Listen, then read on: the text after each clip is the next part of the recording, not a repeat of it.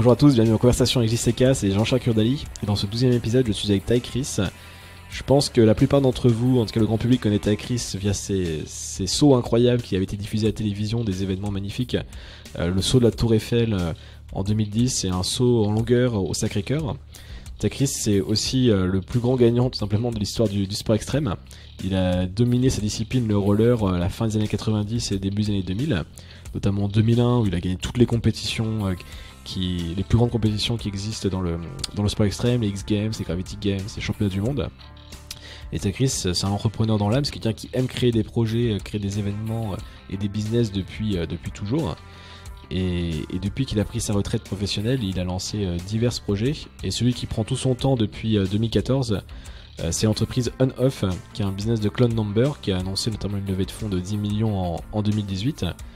Et Ty va nous expliquer notamment dans cet épisode l'histoire de cette entreprise et les difficultés qu'il a pu traverser, alors aussi bien par rapport à sa casquette, en tout cas de l'étiquette qu'il peut avoir par certaines personnes de sportifs de haut niveau, et les difficultés inhérentes à ce business. L'épisode est très complet, très inspirant. Ty Chris est vraiment incroyable et en tant qu'ancien skater, quand j'étais ado, c'était super cool de l'avoir dans le podcast. Et j'espère que ça vous plaira autant que moi. Donc je vous dis à tout de suite avec Ty Chris.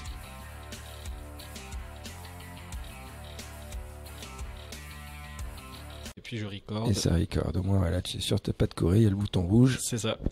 Allez, bonjour Taïg. Bonjour. Comment tu vas ? Écoute, super. Et toi, ça va ? Ouais, ça va, je suis content de t'avoir, comme je te disais. Moi, également. Je te connais depuis, alors ça date depuis 2001 ou 2002, okay. Dans les années roller. Les années roller, parce que tu ridais toi-même ? Moi, c'était plus le skate. Le skate, ok. Mais je regardais déjà à l'époque les X Games, c'était pas simple, comme je te disais, c'était pas simple encore à trouver. C'est pas la même époque, quoi. Maintenant on a un clic de trouver des vidéos sur YouTube. À l'époque il fallait attendre la nuit ou les rediffs sur Eurosport ou sur Extreme Sport Channel, enfin ce genre de chaîne. C'est vrai. Et du coup ça fait hyper plaisir de t'avoir. L'idée c'est qu'on revoit un peu tout ce que t'as fait, pas mal de thèmes à voir avec toi.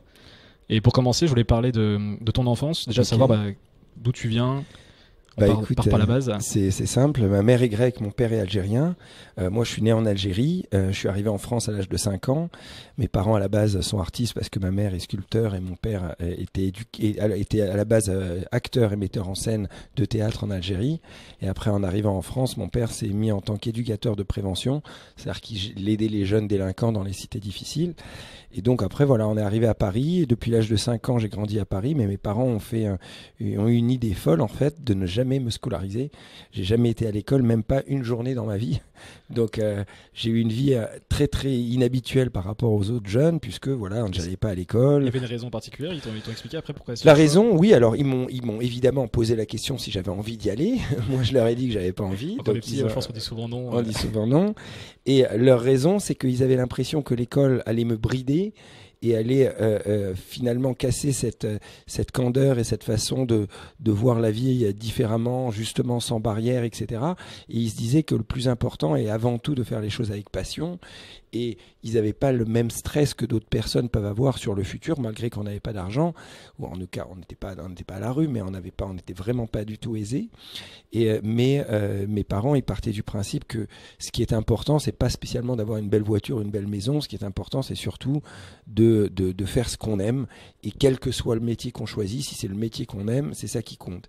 Et donc, ils se sont dit, c'est plus important qu'il ait l'école de la vie, à voyager, à tester des trucs, à faire vraiment ce qu'il aime. Et s'il fait ce qu'il aime, il trouvera sa voie. Ils avaient une sorte de confiance éternelle sur la vie.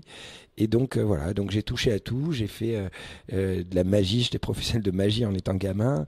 J'ai fait du tennis, j'ai fait du piano, j'ai fait du dessin, etc. On va y revenir, justement, la magie, quand tu dis professionnel, t'as découvert comment la magie ? Alors, j'ai découvert vers à peu près 17 ans, un truc comme ça. Je me suis entraîné à peu près 5 heures par jour jusqu'à 20 ans. Okay. Et la passion encore. C'était voilà une des passions. Et du coup, évidemment, quand on fait 5 heures d'entraînement par jour, on devient un expert de magie. Et donc, je faisais des spectacles et je donnais des cours même, etc.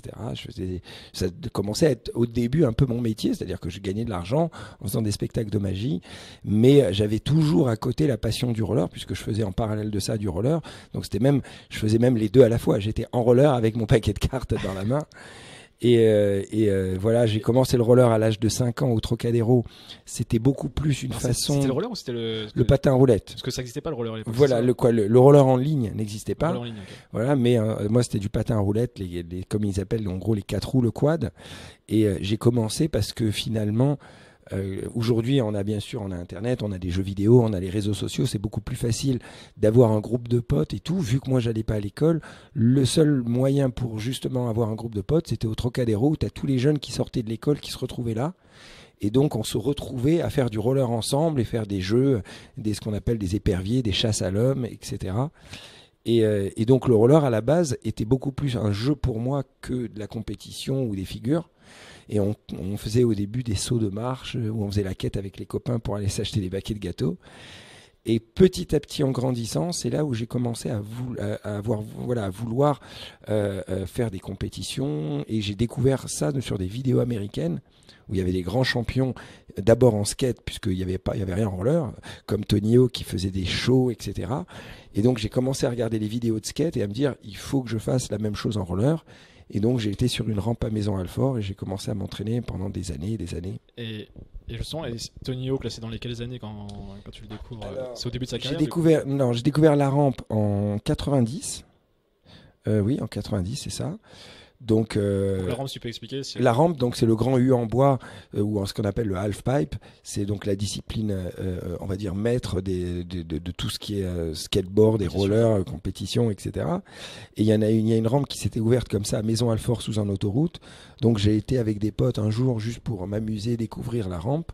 Et quand j'ai vu ce truc-là et que j'ai essayé, j'étais vraiment pris de passion pour ce sport et j'ai commencé à y retourner tous les jours. Et pourquoi la rampe par rapport au street, enfin au parc, ce genre de choses quand tu vas dans les skateparks par exemple? Bah déjà à l'époque il n'y avait pas vraiment de skatepark, de street, etc. On faisait quelques sauts de marche et on avait fabriqué des tremplins avec des copains au Trocadéro, mais il n'y avait pas de skatepark. Il n'y avait pas de skatepark. Et il y avait vraiment cette rampe qui s'était ouverte à Maison-Alfort, qui était une très belle rampe. Et je sais pas, la sensation, la discipline elle-même, c'était vraiment ce qui me plaisait le plus. En fait, moi, je crois ce qui me plaisait, c'était de faire des grosses acrobaties et de faire vraiment des sauts dans les airs, presque de la voltige en roller et des sauts périlleux dans tous les sens. Et c'est quelque chose que je pouvais retrouver beaucoup plus facilement sur une rampe que en street, quoi. Parce que les gens ne se rendent pas compte, mais on est quoi, 7-8 mètres en hauteur quand on est... Alors, peut-être pas autant, parce que la rampe fait 4 mètres, et on est à 2 mètres, 3 mètres au-dessus au maximum. C'est assez haut, donc ça doit faire des bonnes sensations. Ah, c'est des super sensations. Et tu disais juste, parce que dans ton enfance, alors avant de partir sur ta carrière professionnelle, tu disais aussi que tu jouais au tennis. Ça me parle parce que moi j'ai beaucoup joué au tennis aussi. C'est vrai. Mais tu l'as pris de manière assez extrême aussi, j'imagine. Extrême aussi, c'est-à-dire que toujours par rapport à cette philosophie que mes parents m'ont donnée, ils me laissaient faire mes propres choix, mais je pouvais les faire à fond. Donc je me suis mis au tennis comme un fou. Ça c'était vers quel âge? J'ai commencé à 12 ans. Okay. Et je faisais ça toute la journée, je faisais 6 heures par jour de tennis, je voulais devenir champion de tennis. C'était fou. Et ce qui était bien, c'est que le tennis est très formateur mentalement parce que c'est un sport extrêmement mental. Donc ça m'a appris à vraiment gérer la pression, etc. Et en parallèle du tennis, c'est là où j'ai découvert la rampe. En fait, je faisais toujours du roller parce que c'était le jeu avec les copains. Ça, c'était depuis que t'es tout petit, 5 ans. Voilà. En fait, quand les copains étaient à l'école, moi je faisais mon tennis. Et quand eux sortaient de l'école, moi j'arrêtais le tennis et on se retrouvait tous pour faire du roller au Trocadéro. Et donc en parallèle de tout ça, j'ai découvert vers 15 ans la rampe. Et là je me suis dit, c'est vraiment ça que je veux faire. Mais je faisais mes entraînements de tennis quand même en parallèle. Au bout d'une semaine, je me suis cassé le pouce. Donc c'était plus dur de continuer le tennis. Mais avec le plâtre, je pouvais toujours continuer le roller. Et là après, voilà, j'ai continué, j'ai arrêté le tennis. Donc qu'est-ce que tu retiens justement de cette éducation où justement t'es pas allé à l'école, enfin c'est quelque chose que tu conseilles aux gens, enfin. Alors, conseiller de pas aller à l'école, non, parce que pas aller à l'école, c'est une responsabilité énorme. Et si la famille à la maison n'a pas suffisamment de stabilité et de compréhension sur l'éducation, etc., le gamin, ça risque de faire un contre-coup et le gamin risque de se retrouver perdu et vraiment en situation difficile, etc. Il faut un cadre spécial autour. En fait, il faut surtout... Mais ce cadre aussi important quand quelqu'un va à l'école ou quand il ne va pas à l'école. C'est-à-dire que si à la maison, les parents sont complètement barrés, ou ils n'ont aucune compréhension comment une éducation doit se construire, etc., évidemment, le gamin, même à l'école, il sera perdu. Donc voilà, je pense que tout part à la base des parents, mais c'est vrai que les parents sont souvent débordés avec le boulot, etc. Et donc quand le gamin est à l'école, c'est une sorte de liberté un petit peu pour eux parce que ils ont le gouvernement qui s'occupe de leur enfant 5 heures, 6 heures, 7 heures par jour, etc. Quand le gamin n'est pas à l'école, là les parents doivent assurer. Il faut s'en occuper. Il faut s'en occuper. Donc là c'est une grosse responsabilité. Il faut qu'ils aient le temps, il faut qu'ils aient l'envie, il faut qu'ils aient la compréhension, etc. Donc mais par contre un truc qui est certain, c'est que l'école d'aujourd'hui et il y a des défauts sur cette école. Alors même si c'est plus dur pour moi de juger parce que j'ai jamais été à l'école, mais je vois un peu de l'extérieur qu'il y a évidemment beaucoup trop d'élèves pour le nombre de profs. Les élèves sont beaucoup plus dans une situation passive à attendre l'information et à apprendre du par cœur. Donc s'ils apprennent du par cœur, ils ont des bons résultats. Sauf que dans la vie active, c'est pas le par cœur, c'est ce que j'appelle le débrouillardisme qui fera la différence. Et donc, si demain je crée une école, ce que je ferai sûrement un jour, je mettrai les enfants dans une situation où c'est eux qui sont que dans le faire, c'est-à-dire que c'est eux qui devront à chaque fois trouver leur propre solution, mettre évidemment beaucoup moins d'élèves par rapport au nombre de profs, et quand vraiment le gamin bloque et là il n'a pas trouvé par lui-même la solution, là le prof lui donne un petit indice pour trouver, mais il faut toujours que ça vienne de l'élève, parce que dans la vie c'est ça, quand on crée quoi que ce soit, il n'y a pas un prof qui nous dit c'est quoi tout de suite la solution, c'est à nous de nous débrouiller. Enfin, qu'on discute, c'est un sujet qui m'intéresse beaucoup aussi. Créer une école, et ça fait partie des projets également. Ça fait partie de mes projets à 100%. Mais donc du coup, je comprends ce que tu veux dire. Donc à l'école, les règles du jeu sont pas forcément celles pour devenir bon à l'école, c'est pas les mêmes règles que pour devenir bon dans la vie après. Non. Et toi, du coup, tu représentes. Alors, on va faire ton parcours après, mais cette capacité à apprendre en faisant justement. Exactement. Oui, vu que j'avais rien appris à la base, j'ai dû développer à chaque fois mes propres techniques pour apprendre. Quand il a fallu que j'apprenne l'anglais, j'ai pris un dictionnaire, j'ai écrit 1500 mots sur un dossier Excel, j'ai imprimé ça et j'ai appris par cœur ces 1500 mots. Et à partir de là, quelques verbes, etc. Et quand j'arrivais dans le pays, j'arrivais à communiquer, parce que quand tu maîtrises 1500 mots, tu as toujours le jour, les gens manient en général 1500 mots. C'est rare qu'on manie beaucoup plus que ça. Et donc, voilà, c'est des techniques, mais comme ça, à chaque fois, je trouvais mes propres techniques, ce qui m'a aidé dans le monde de l'entreprise, parce qu'il fallait à chaque fois trouver mes propres techniques, soit pour lever des fonds, soit pour trouver des trucs, même pour inventer des brevets, quoi. Bien sûr. Et tu retiens quoi de ta période avant les compétitions dans le roller ?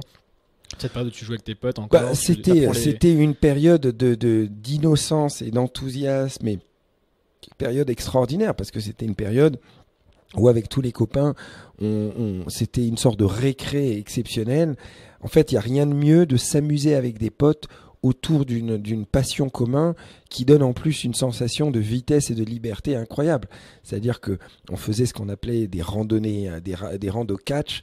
Alors ça, c'était pas très bien, mais bon, on s'accrochait derrière les voitures, on partait à fond. À l'époque, c'était pas comme aujourd'hui, donc on voyait comme ça 50 gamins qui partaient comme des fous entre les voitures, qui s'accrochaient derrière les voitures, ou qui faisaient simplement au Trocadéro des jeux ou des éperviers, des chasses à l'homme, où on était les champions de l'esquive, où on mettait des barrières avec des bouts de bois, où on faisait des sauts par-dessus les marches, et on faisait la quête pour récolter un peu d'argent pour s'acheter des gâteaux, etc.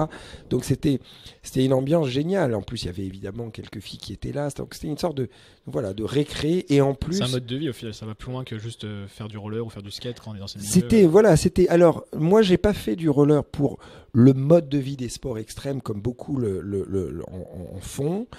Moi, c'était vraiment pour soit pour la passion du roller même, soit pour cette liberté avec les potes. Quand j'étais gamin, il y avait même pas le mode de vie skater, le mode de vie roller, il n'y avait pas ça. C'était peut-être après, mais le côté, en tout cas, on se fait une bande de potes et puis autour d'une passion. Mais au final, ça peut être dans un autre sport, ça aurait été peut-être la même chose, tu me diras. Exactement. En plus, un point qui était hyper important au Trocadéro, c'est que c'était des jeunes de tout milieu, et il n'y avait pas alors à part ceux qui arrivaient avec une veste ou un blouson qui était un peu plus cher que les autres, mais globalement, on était tous égaux en termes de rang social. Puis on se juge pas. Voilà, on se jugeait pas. Donc ça, c'était hyper agréable parce que on se retrouvait tous là et voilà, et on était une sorte de grande famille, quoi.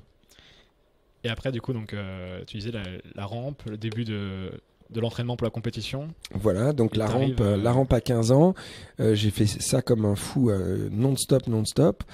J'ai énormément progressé. Le seul problème, c'est que je n'arrivais pas à... la mode du roller en ligne n'avait pas explosé en Europe, donc je ne pouvais pas vivre de ma passion à ce moment-là. Et donc, mes parents avaient un petit restaurant après, et moi j'étais crépier, je m'occupais du restaurant le midi. Et donc, je me suis retrouvé à peu près de 18 à 20 ans où j'ai été obligé d'arrêter ma passion de roller. Alors, j'étais toujours sur mes rollers, je vivais sur mes rollers. Même au restaurant, je servais en roller, je faisais mes crêpes. Il y a des journées, je me rappelle quand j'étais gamin, il y a eu une période de 6 mois où j'ai pas mis une seule fois une paire de chaussures. Donc, je vivais sur les rollers. Par contre, de 18 à 20 ans, j'ai abandonné le rêve de devenir champion de roller. Parce que je voyais que c'était pas possible, il n'y avait pas de sport de compétition, etc. Et donc j'avais cette frustration parce que j'avais le niveau, j'avais ce rêve et le marché n'était pas là. Là, tu l'as un peu perdu aussi. Enfin, tu dis voilà, j'aide mes parents dans le resto, mais tu sais voilà, c'est-à-dire que j'étais face à la réalité. Il fallait que j'aide mes parents dans le restaurant. Le roller ne me permettait pas d'en vivre, et donc j'étais face à la réalité. J'étais obligé d'abandonner un petit peu ce rêve de devenir champion. Et c'est à ce moment-là où je faisais de la magie, je commençais à faire des spectacles. Et vers 20 ans, la mode du roller en ligne, du rollerblade en quelque sorte, explose partout dans le monde. Et là, je vois qu'il y a des compétitions qui s'organisent un peu partout. Et je vois que pas mal de potes qui, eux, étaient en quad, donc en roller traditionnel à l'époque, sur la rampe aussi, ont commencé à se faire sponsoriser par des marques de roller en ligne et qui ont commencé à avoir un salaire et à en vivre. Et donc là, j'ai dit à mes parents, mais c'est incroyable, on peut vivre en faisant du roller. Eux, ils étaient sceptiques, évidemment. Et donc, il y a une compétition qui s'est organisée à Bercy. J'ai appris cette compétition 2 mois avant. Compétition professionnelle, du coup. Professionnelle, ou autour du rollerblade, en tout cas du roller en ligne. J'ai appris que pour y participer, il fallait obligatoirement que je sois en roller en ligne. Et donc, j'ai chaussé des rollers en ligne. Je me suis entraîné 2 mois. J'ai fait cette compétition. J'ai fini 5e. Mais les gens ont vu que j'avais un énorme potentiel. Et le soir après la finale, je me suis retrouvé avec un contrat avec Rollerblade. Et c'était le dimanche soir. Et le lundi matin, je partais en tournée partout dans le monde. Donc c'était le déclic qui a lancé ta carrière. Et juste pour comprendre, entre le roller quad, comme tu dis, et le roller en ligne, qu'est-ce qui change fondamentalement Alors, sur la rampe, il y avait ce qu'on appelait tout ce qui était grind. C'était toutes les glissades où on glissait sur la barre de fer, qui est le coping, qui est le rebord, en tout cas en haut de la rampe. Et tous ces systèmes de grind étaient très différents en roller en ligne par rapport en roller traditionnel. Donc c'était un nouvel apprentissage pour moi. C'est pour ça que je m'étais classé que 5e à cette première compétition. C'est-à-dire que j'étais fort dans les airs pour tout ce qui était rotation, parce que ça ressemblait à ce que je faisais en roller traditionnel.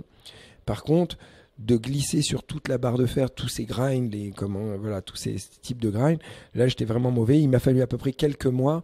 L'équilibre était différent à m'habituer à ces rollers en ligne. Voilà. Et tu te souviens justement de ton état d'esprit pour les runs, du coup, enfin les runs, je sais pas comment expliquer. Ouais, les runs, on dit comme ça. C'est les moments où vous passez, enfin je sais pas comment l'expliquer autrement. C'est un enchaînement en fait, c'est un peu comme au patinage artistique, c'est un enchaînement de 50 secondes qui correspond à peu près à une vingtaine de figures, et c'est un mélange de difficulté, d'artistique, d'amplitude, etc. Et du coup, c'était la première fois que tu avais à gérer sur ta première compète Alors non, parce que j'en avais fait déjà en roller traditionnel, en ce que j'appelle en quad, mais c'était des compétitions extrêmement amateurs où il n'y avait pas de sponsor vraiment derrière, etc. Donc j'ai déjà eu ce stress de compétition.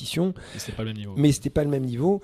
Mais surtout, ce qui était bien, c'est que moi je faisais du roller depuis toute ma vie, je m'entraînais depuis des années et des années. Et donc en fait, quand je voyais tous ces autres compétiteurs, eux, ils avaient réellement commencé que depuis qu'il y avait la mode du roller en ligne. Donc en fait, j'avais énormément d'avance. Donc même si j'avais eu un manque pour m'habituer au roller en ligne, c'est pour ça que j'ai été sponsorisé ce soir-là. C'est-à-dire que les gens ont vu que il fallait juste que je m'habitue au roller en ligne et que j'allais tout exploser. Et c'est ce qui s'est passé, parce que 6 mois après, quand j'ai enfin été prêt, j'ai pas fait de compétition pendant 6 mois, après ce soir-là, pour vraiment m'habituer au roller en ligne. Et après ça, j'ai commencé des compétitions. Et je me rappelle l'année qui a suivi, du coup, j'ai fait 33 compétitions en une année. J'en ai gagné 23 et j'ai pas loupé une fois le podium. parce que attends, j'ai vu tes stats, elles sont juste incroyables. Elles sont, on peut dire, t'es encore aujourd'hui le plus titré dans le monde du sport extrême. Alors je sais pas encore tout cas, aujourd'hui, mais à l'époque en tout cas, il y a quelques années. Et du coup, j'avais les stats. Alors tu corriges, 115 compètes en pro, 109 podiums, 75 victoires. C'est ça. C'est ça. Je pense que dans n'importe quel sport, on aimerait avoir ces statistiques. J'étais vraiment content, même pendant des années. Je me rappelle, j'avais pas loupé le podium une fois. Vers la fin, j'ai commencé à perdre, donc j'ai perdu globalement 6 fois le podium. T'avais des meilleures stats un peu avant la fin, mais forcément. Forcément. Mais oui, c'était super. J'ai réussi, et ça c'est le tennis qui m'a beaucoup aidé, en tout cas mentalement, à toujours être fort le jour J pendant la finale, à pas craquer. On le voit justement sur mes stats, c'est-à-dire que j'arrivais à être relativement constant, à pas avoir les jambes qui tremblaient le jour J. J'allais faire une mauvaise blague, tu veux pas être coach mental du Paris Saint-Germain, donc peut-être besoin d'un peu d'aide. Mais du coup, j'ai vu que donc tu gagnes tes premiers championnats du monde à Lausanne en 97, mais tu fais tes premiers un an avant, et si j'ai pas de bêtises, je crois que tu te blesses à cette compétition. Ouais. Exactement. Du coup, c'était premiers championnats ça devait être compliqué. Enfin, c'était premiers championnats du monde. T'arrives. Voilà, évidemment, j'ai eu un peu des malchances avec les championnats du monde parce que les tout premiers, même en roller en quad, je m'étais cassé la hanche. La deuxième fois, j'y suis retourné, le championnat du monde a été annulé parce que la rampe s'était écroulée. La troisième fois, ça a été annulé. L'événement a été décalé. La quatrième fois, donc tout ça, c'était en quad avant de finir en inline. Et enfin, je me retrouve enfin en inline et je vais à Lausanne à cette grosse compétition qui était considérée à l'époque comme les championnats du monde, et là je me tape la tête et je suis à 2 doigts de me casser les cervicales, je pouvais même plus marcher sur le moment, et donc j'ai eu très peur, et donc tous les ans il m'arrivait quelque chose, c'était infernal, impossible de participer à un championnat du monde une fois, genre ça faisait 5 championnats du monde et à chaque fois il se passait quelque chose, soit j'avais un accident, soit l'événement était annulé, etc. Et donc la 6e fois c'était en 97. Et là, je savais que le jour où j'allais participer, j'allais gagner. En tout cas, c'est ce que je me disais pour me motiver. Et ça, en tout cas, ça a été le cas puisque j'ai participé, j'ai gagné cette fois-là. Et c'est quoi tes souvenirs justement Lausanne, c'est plutôt l'événement de Lausanne. Lausanne était un événement qui avait une super ambiance, où il y avait énormément de monde. C'était pas comme les événements aux États-Unis que j'ai découvert après, où c'était des compétitions à l'américaine avec un circuit américain, un peu comme l'ATP au tennis, etc. Lausanne, c'était l'événement le plus symbolique qui à l'époque en tout cas était là, et donc tout le monde y allait, il y avait une ambiance, etc. C'était hyper excitant, stressant, hein, les compètes sont stressantes, mais magique quand on arrive à réussir son run et à gagner, c'était fabuleux. Et après du coup tu regagnes en 99. Et après, il y a l'année 2001. Je crois que cette année. Après, il y a eu différentes, toutes ces années, différentes périodes. J'ai gagné des différentes compétitions, mais c'est vrai que ma meilleure année, c'était 2001. Ça, tu gagnes tout, là. Parce que voilà, j'ai réussi à faire ce que j'appelle le grand chelem. C'est-à-dire qu'il y avait les 10 plus grosses compétitions à l'année. C'était Bercy, et les championnats du monde, Lausanne, les X Games, les Gravity Games, la finale ASA qui est comme l'ATP au tennis, qui est le circuit international. Je crois qu'il y avait la finale. Voilà, en gros, il y avait les 10 plus grosses compétitions et j'ai réussi à les gagner les 10 dans la même année. Donc ça, c'était super. Et du coup, j'essaie de comprendre. Bon, du coup, j'imagine que tu avais un niveau incroyable, mais il y a autre chose aussi. Enfin, il y a un moment pour. Je pense que tu avais des concurrents qui étaient aussi très talentueux. Bien sûr. Alors après, ce que j'arrivais finalement à faire, c'est que j'arrivais à déjà plein de choses. Déjà, c'est-à-dire que j'arrivais à analyser stratégiquement quelles étaient les figures qu'il fallait apprendre pour gagner. Et par exemple, ce qui m'était arrivé, c'est que genre 3 semaines avant les X Games, donc les X Games qui sont considérés comme les Jeux Olympiques des sports extrêmes, c'est la compétition la plus connue de toutes. Et donc 3 semaines avant d'y aller, je vois un Américain à l'entraînement qui tente un double saut périlleux arrière. Un double backflip.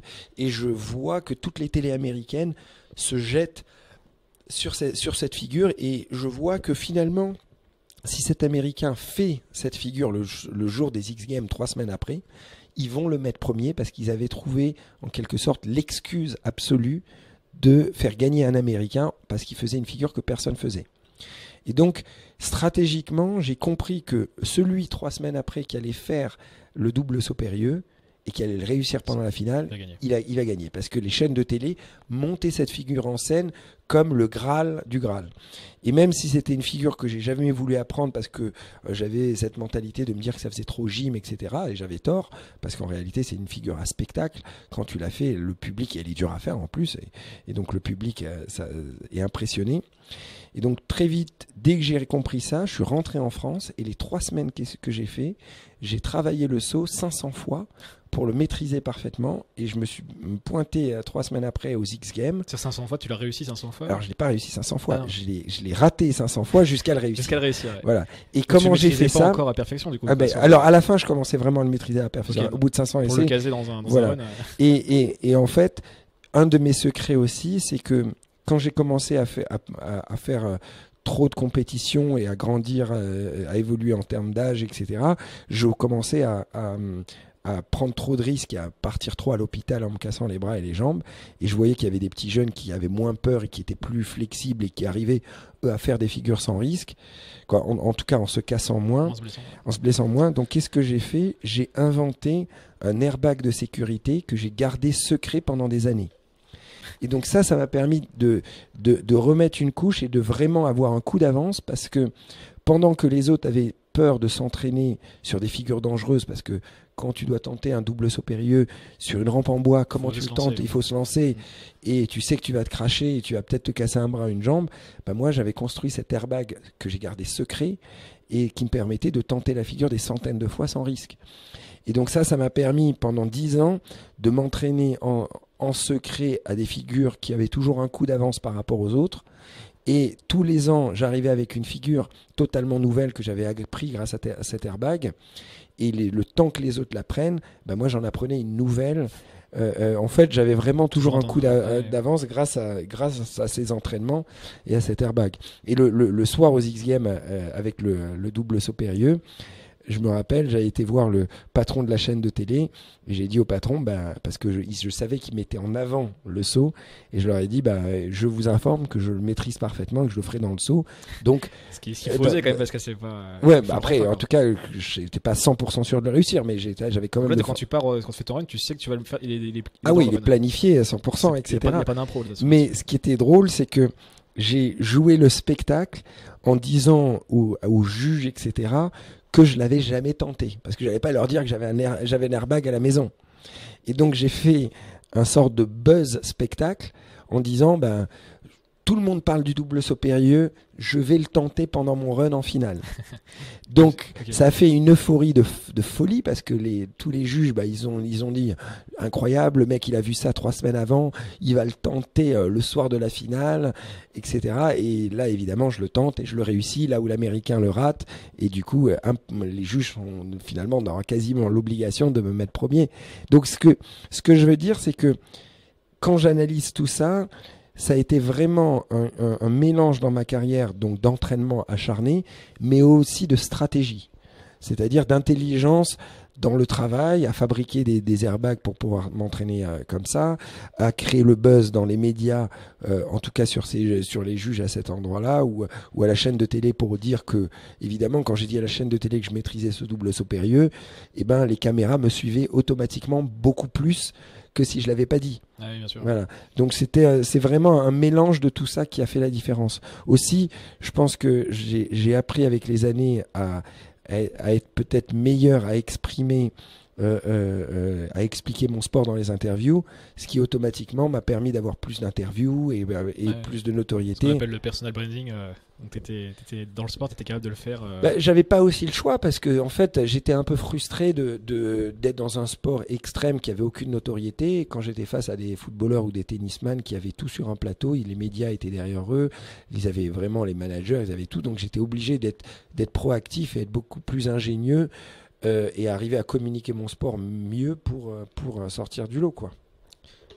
Et tu vois comment, si on compare aujourd'hui ces sports extrêmes avec l'avènement des réseaux sociaux, est-ce que c'est plus simple, comment tu compares les deux Alors générations? c'est vraiment différent. C'est vrai que à l'époque, c'était beaucoup plus de la compétition, c'est-à-dire que c'était beaucoup plus, surtout en rampe, c'était il y avait un circuit de compétition, il y en avait une vingtaine, une trentaine par an, donc de week-end. Et c'est celui qui arrivera à faire le meilleur enchaînement, etc. Donc c'était vraiment de la compétition. Aujourd'hui, et en plus à l'époque, les gens étaient très très impressionnés parce qu'ils ne voyaient jamais des figures comme ça à la télé. Donc je me rappelle même quand on mettait des rampes dans un centre-ville et on faisait un show, on était comme pour des rockstars. Rareté de l'événement. Rareté de l'événement, les gens n'avaient jamais vu ça. Donc ils avaient l'impression d'avoir des super-héros qui s'envolaient dans les airs. On était vraiment des rockstars. Je me rappelle par exemple, je faisais des shows en Espagne et on avait une pause de 2 heures entre chaque show et on avait 3 shows par jour. Et quand on descendait de la rampe, on est tellement le public se jetait sur nous pour faire des autographes qu'on ne pouvait pas arrêter les autres, on ne pouvait même pas bouger de la rampe. On finissait les autographes, fallait recommencer le deuxième show et comme ça toute la journée, quoi. C'est-à-dire que c'était tellement une euphorie, c'était dingue. Et aujourd'hui, c'est différent parce que en 3 clics sur les réseaux sociaux, on voit des figures qui sont même beaucoup plus impressionnantes que nous, ce qu'on aurait pu faire à l'époque. Donc en fait, aujourd'hui, si on met une rampe dans le centre-ville et on fait un spectacle, il y a 200 personnes qui vont s'arrêter. Et ils vont dire, bon, bah ouais, c'est pas mal, mais de toute façon, sur YouTube, je vois beaucoup mieux, quoi. Donc aujourd'hui, c'est un nouveau monde. C'est un monde où chaque personne doit devenir son propre communicant c'est beaucoup plus soit du voyage, soit des figures incroyables, mais ça pousse aussi les athlètes à prendre beaucoup plus de risques. L'athlète qui veut faire des millions de vues sur YouTube, soit il a de l'originalité, et donc qui fait des vidéos assez drôles ou différentes avec de la ride. Il va rider, je sais pas, une vague en surf au fin fond de je sais pas quel pays. Et ça peut être sur les personnalités aussi. Sur les personnalités, etc. Ou sinon, c'est sur la figure la plus incroyable. Sauf que là, la barre, elle monte de plus en plus. C'est la surenchère. Et c'était dingue parce que moi, pour moi, dans le sport extrême, du coup, il y avait ta figure, que tu avais le double backflip, et puis à l'époque aussi, alors je sais pas à quelle époque par rapport à la tienne, mais le 900 de Tony Hawk. Et pour le coup, le 900 de Tony Hawk, c'était de mémoire, c'était pas pendant un run, c'était plus un best trick. C'était le best trick qu'on peste. J'y étais, en plus, c'était à San Diego, je crois. C'était en quelle année par rapport à... C'était 97. Ah non, c'est pas plus.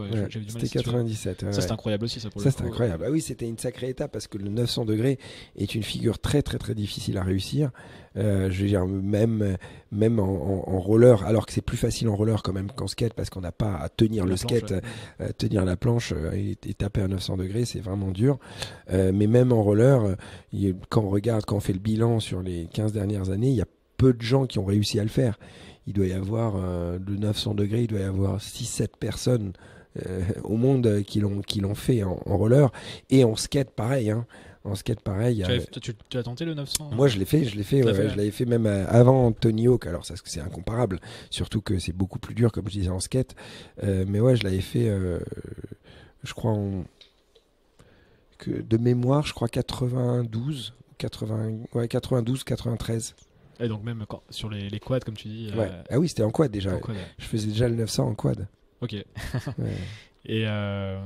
Et du coup, de toute cette carrière professionnelle, qu'est-ce que tu retiens ? Alors, du coup, il y a eu bien sûr les blessures qu'on rendu difficile la voilà, les blessures, mais ça faisait partie du job, les accidents assez parce que tu avais quand même une histoire de, excuse-moi, mais j'avais lu que tu avais eu 2 blessures successives, tu avais fait 1 an de blessure, t'en as une deuxième après, donc ça a été un gros coup au moral là aussi. En fait, j'ai toujours eu des accidents comme tout le monde, hein, surtout dans le sport de haut niveau, dans les sports extrêmes, ça fait partie du quotidien, mais à chaque fois que je commençais à me casser les bras et les jambes, petit à petit en grandissant, je me disais qu'il faut que je fasse autre chose parce que j'avais non seulement la responsabilité familiale, je m'occupais de mes parents, etc. Et j'ai toujours eu envie de plus, c'est-à-dire que être uniquement champion de roller me suffisait pas. J'avais envie de penser plus à mon avenir, construire des choses, etc. Et j'avais envie de promouvoir mon image et celle des sports extrêmes. Et donc, quand j'avais des sociétés qui faisaient pas les choses, au final, je créais moi-même les boîtes pour le faire à leur place. Parce que, par exemple, je voulais vendre mon image dans des gammes de papeterie scolaire pour les enfants. Et les sociétés comme Clairefontaine, etc., me disaient que on n'était pas assez, en tout cas moi j'étais pas assez populaire et pas le sport extrême à la base ne l'était pas. Et donc qu'est-ce que j'ai fait? Je l'ai créé moi-même et j'ai référencé ça à Carrefour et Leclerc Casino. Ça c'était pendant que tu étais à l'hôpital, si je veux. Voilà, exactement. J'ai commencé ça à l'hôpital. Ça t'a aidé pour rentrer dans le business. Exactement. Après, j'ai eu plein de choses. J'ai eu un magasin de roller. J'ai designé des skateparks sur AutoCAD et que je vendais aux mairies. J'ai acheté mes rampes et je faisais des shows avec ces rampes. J'ai même presque fabriqué à un moment quand je suis presque lancé à faire des biscuits chocolatés sous licence. J'ai fait des boissons énergétiques de type Red Bull avant que Red Bull arrive en France. Et ça, c'est pendant ta carrière quand tu faisais du roller. Toujours en parallèle. Donc j'ai toujours eu l'envie de créer. C'était pas spécialement une envie d'être un homme d'affaires à dire voilà, je suis businessman. C'était pas question de ça. C'était l'envie de créer des choses et les voir se réaliser. Voilà, puisque ça n'arrivait pas, il fallait que je le fasse moi-même. Et justement sur la boîte de papeterie pour enfants, c'est la première qui a duré quelques années notamment. Ouais. Alors il y a le magasin de roller qui avait duré pas mal de temps. Mais le magasin de roller, c'était pas 100% une initiative personnelle. C'était plus mon père parce que moi j'étais jeune, il me voyait faire mes compètes, il se disait ça allait pas durer des années, donc il m'a convaincu à me dire écoute, t'as une image dans le roller, on va créer un magasin de roller et on va vendre voilà par rapport à ton image. Et donc, le magasin de roller, c'était pas vraiment un projet personnel, et c'était mon père qui s'en occupait, alors que les gammes de papeterie, c'était différent, c'était vraiment moi. C'était ton business, et c'était moi qui ai eu l'idée et qui l'ai construit et qui faisait même les designs la nuit sur Photoshop au début, quoi. Ah, donc c'était parti de rien du tout, et ça durait 3 de rien du ans. tout. J'étais sur mon lit d'hôpital. J'ai imaginé. D'abord, j'ai appelé des sociétés comme Clairefontaine. Ils m'ont en gros fermé la porte au nez. Après, je me suis dit, je vais directement appeler le responsable de la centrale Carrefour. Et j'ai appelé donc l'acheteur national du rayon papeterie et j'ai réussi à obtenir un rendez-vous. Et donc, je me suis enfermé devant mon ordinateur à essayer d'apprendre à faire du design sur Photoshop, à fabriquer des prototypes comme je pouvais. Avec des collages, j'achetais les agendas, les trousses, les cartables, les stylos, etc. Et j'imprimais et je collais, je coupais avec un ciseau pour donner l'illusion que c'était mes produits. Je mettais mes designs sur des agendas ou des cahiers qui existaient et j'allais comme ça les vendre à Carrefour. Et j'ai réussi comme ça à convaincre Carrefour Casino à me présélectionner et à vendre des centaines de milliers de produits. C'était super.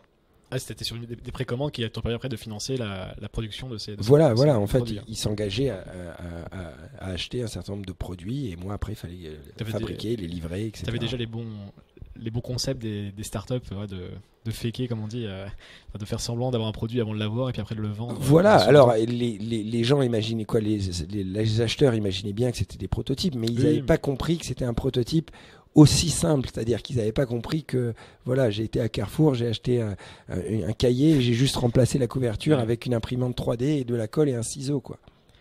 C'est une bonne histoire en tout cas pour démarrer un business. C'est sûr. Et du coup, donc là c'est sur la fin de ta carrière du coup en tant que professionnel dans le roller. Ouais. Et après il y a eu aussi il y a pas mal de choses à ce moment-là. C'est là où tu as commencé les projets incroyables. Justement, alors, tu parlais d'aimer la voltige. Là, pour le coup, t'en as eu de la voltige. Je pense aux deux records. Je crois que c'est sur W9 que ça passait les émissions. Voilà, ouais. En fait, ce qui s'était passé, c'est que après tout ça, j'ai commencé à présenter beaucoup d'émissions télé. Donc ça, c'était super, des sortes d'émissions d'aventure de sport extrême. C'était quoi? Il y avait sur Extreme Sport. Extreme Sport, il y avait le Taïk Show, il y avait Extreme Aventure, donc différents shows que je présentais. Donc je me retrouvais à être vraiment présentateur télé. Tu kiffais, du coup, t'apprenais des choses?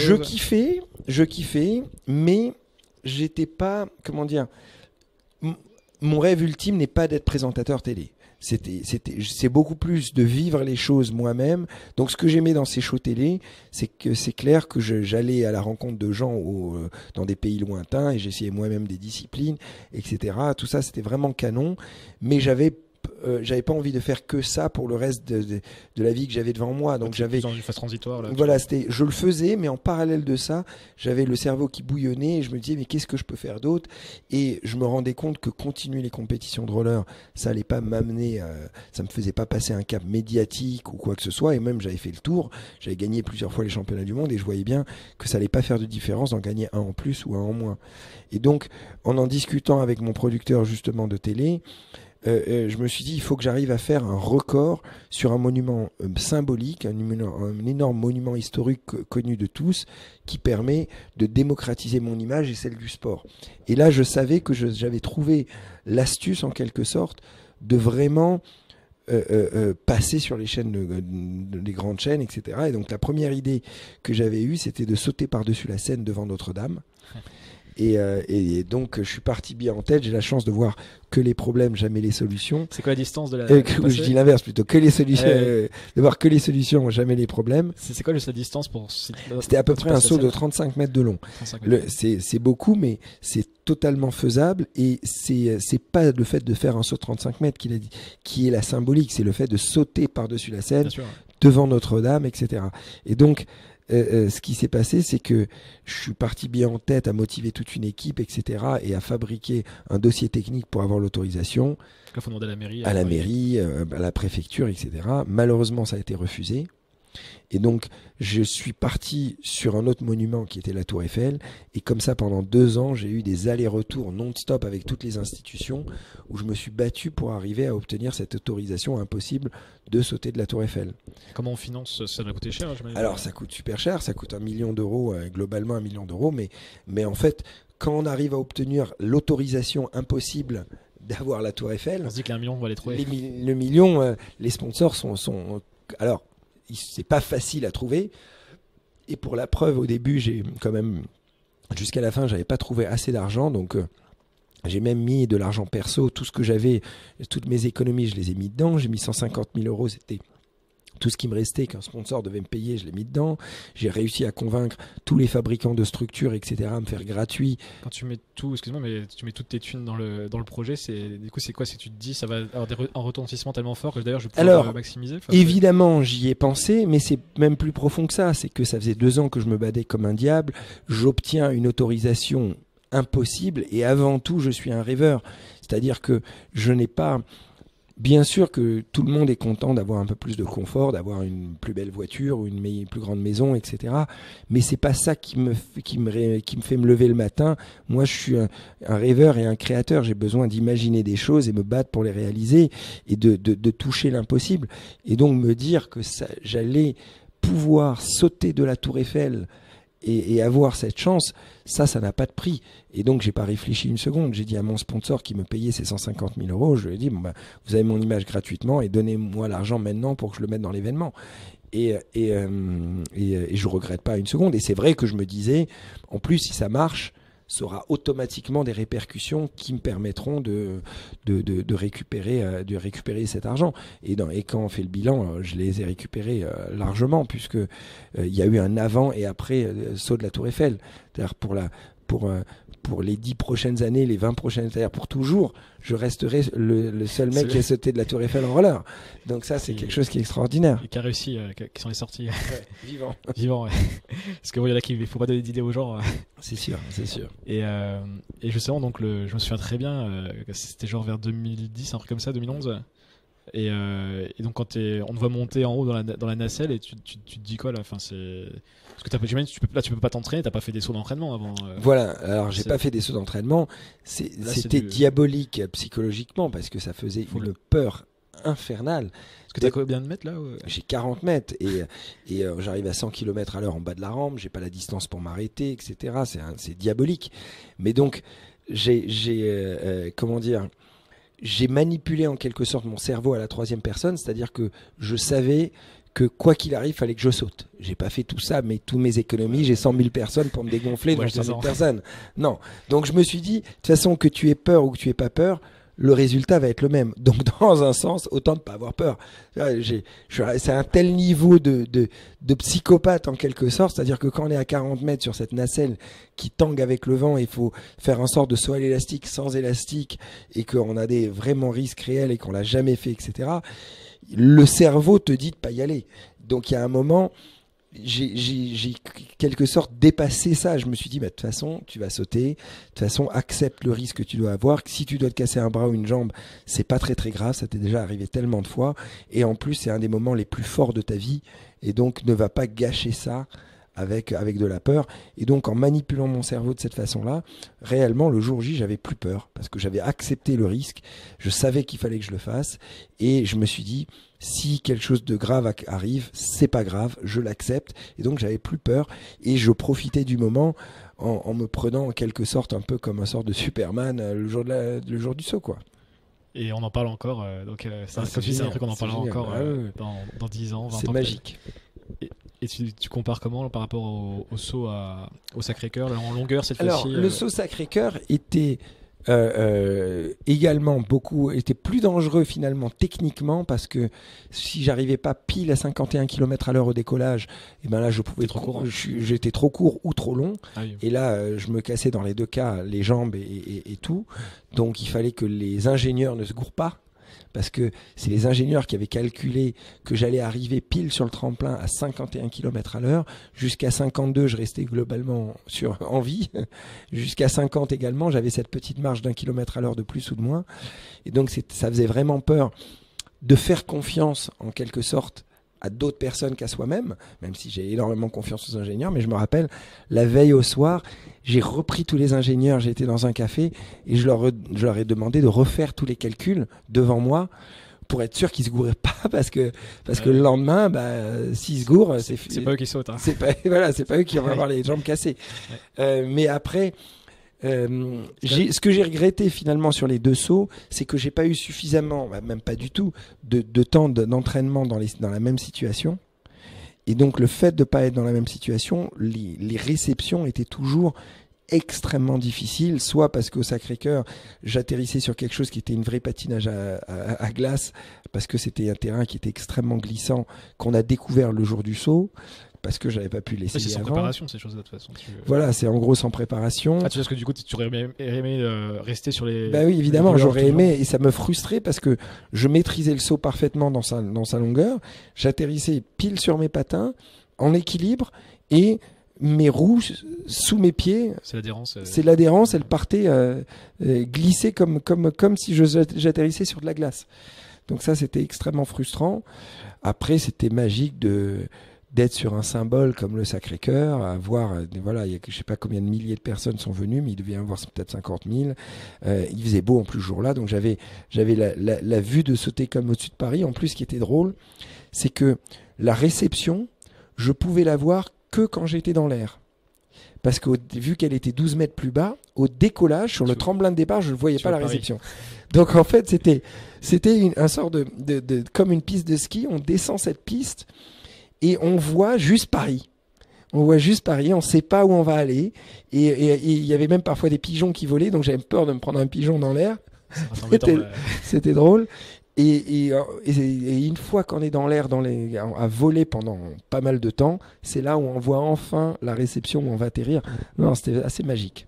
Et ça doit être bizarre parce que, alors nous, quand on regarde, ça doit durer quoi, 1 seconde et demie, 2 secondes à l'air, et toi, ça doit durer. C'était des sensations d'adrénaline, surtout à la Tour Eiffel, que j'avais jamais ressenti avec autant de force et de vitesse.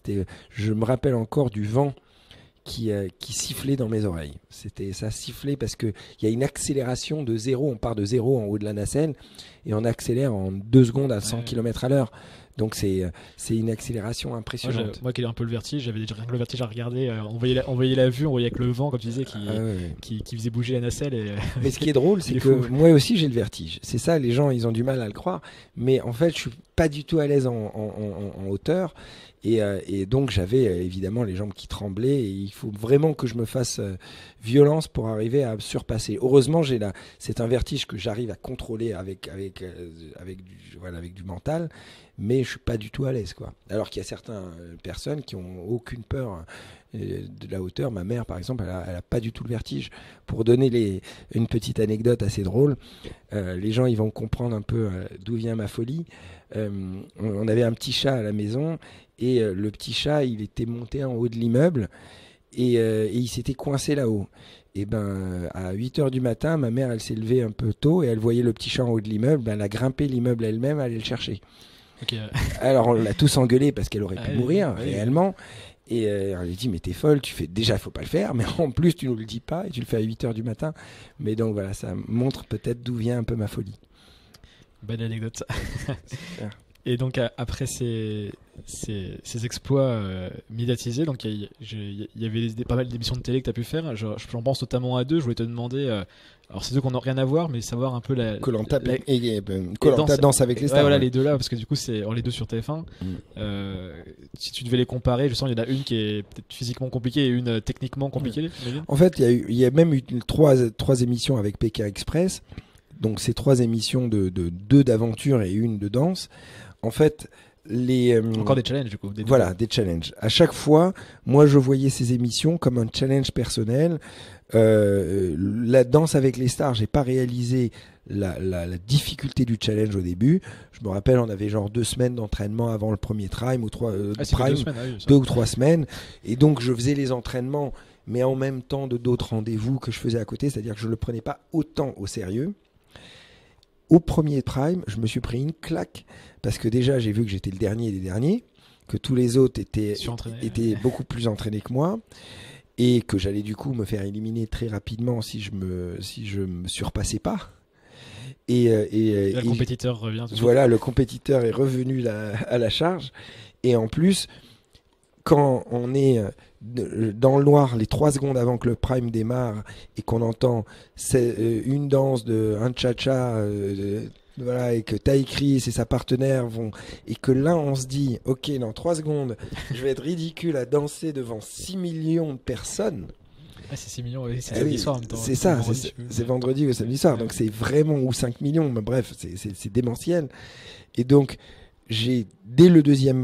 après le premier prime, j'ai arrêté toutes les réunions que j'avais, j'ai tout annulé. 100% du temps là-dessus. 100%, et j'ai fait 11 heures par jour, dimanche inclus, tout le temps, pendant 3 mois. Et là, du coup, j'ai eu une super progression. Et grâce à ça, le public a voté en me gardant et j'ai fini en finale. Donc ça a été une super aventure. Mais voilà, je l'ai vraiment pris comme un challenge personnel et comme des pages que je tourne. Koh-Lanta et Pékin Express, c'était aussi des challenges personnels à faire et aussi se découvrir. Finalement, le challenge sportif, c'est ce qui me dérangeait le moins sur Koh-Lanta et Pékin Express parce que je suis un sportif et au contraire, quand il y avait des épreuves ou quoi que ce soit, moi j'adore me pousser au bout et l'adrénaline et essayer, et j'ai pas peur de la difficulté et de la douleur de ces épreuves. Ce qui était par contre très très dur pour moi sur Koh-Lanta, c'était en quelque sorte l'emprisonnement et l'ennui. Parce que alors les gens ils se disent mais attendez, on se rend pas compte, mais sur un Koh-Lanta normal, alors nous c'était un peu plus court, mais sur un Koh-Lanta normal, une émission de samedi soir, donc un prime, représente 3 jours d'enregistrement. Et quand on voit les 3 jours d'enregistrement, on a l'impression qu'il se passe beaucoup de choses, mais finalement il se passe pas grand chose. C'est-à-dire que c'est scripté, pas scripté, mais il y a une histoire qui est racontée derrière. Voilà, une histoire qui est racontée, mais en gros, les 3 jours, on tourne beaucoup en rond sur notre île. Il y a rien à faire, et donc ça, on a l'impression d'être vraiment emprisonné sur cette île. Et aussi, je connaissais pas ce que c'était la faim, le fait de vraiment pas manger. Parce que là, pour le coup, tu confirmes, il n'y a pas d'arrangement. Il n'y a pas d'arrangement. Pour vous dire, il n'y a même pas de toilette, il n'y a même pas de papier toilette, pour vous dire. Hein. Des fois, il y a des histoires comme quoi, curé, soi-disant. Non, alors, peut-être au début, il y avait eu un peu plus de laxisme au tout début de Koh-Lanta, et je crois même pas, mais en tout cas. Tu confirmes que tu n'avais pas à manger à côté, on ne filait pas. Rien du tout. J'ai perdu 8 kilos en 13 jours. Hein. Donc ça exprime bien le truc.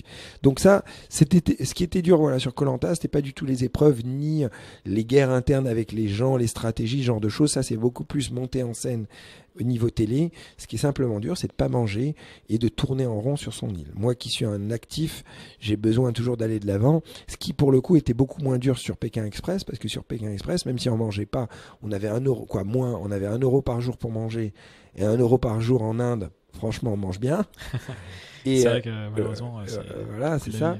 Et sur Pékin Express, tous les jours, c'était un challenge. Fallait aller de l'avant, trouver une voiture, etc. Donc j'étais pas du tout dans l'ennui. Oui, là on est occupé toute la journée. Hein. Voilà. Et dans Koh-Lanta, ça allait les relations avec les gens d'être en. Exactement. Là, voilà, les gens pensent que et ça doit arriver bien sûr, quoi. Et ça arrive sur Koh-Lanta qu'il y ait des embrouilles entre les gens. Mais ça, c'est beaucoup plus surmonté en scène par le montage télé que la réalité. Une embrouille qui peut durer 10 minutes et on passe à autre chose et il n'y a rien d'autre, et ben, le montage télé peut en faire tout un prime du samedi soir. C'est vrai. Comme c'est scénarisé, du coup, c'est le mot que je cherchais tout à l'heure. Et je voulais enchaîner, donc on va arriver à ton expérience entrepreneuriale principale. Ouais. Et j'avais juste un truc avant, j'ai vu une anecdote, je voulais que tu m'en parles. Comme quoi tu aurais écrit un scénario de science-fiction. Ouais. Que tu as passé du temps dessus. Enfin, si tu peux nous expliquer un peu cette histoire, du coup, parce que Alors, c'est pas connu, je pense. En fait, en parallèle de tout ça, moi, je voulais devenir comédien et je faisais des cours de comédie depuis déjà des années, etc. Et je commençais, en tout cas, à vraiment aimer ça. Et quoi, même j'aimais ça, mais je commençais à être suffisamment bon pour être pris dans des films. Et justement, j'ai eu la chance de signer avec certains des plus gros producteurs français qui s'appellent Fidélité et Onyx, un gros long métrage dans un budget à 7 millions où j'avais le premier rôle dans un gros film qui a été écrit par ces producteurs. Et donc je me suis retrouvé à avoir ce rêve qui était en train d'aboutir puisque je faisais des cours de comédie depuis des années. Au final, je me retrouve avec un premier film. C'était une grosse pression, mais c'était génial. J'avais fait les tests d'acting, j'avais été pris, on avait signé le contrat, etc. Donc j'étais extrêmement fier.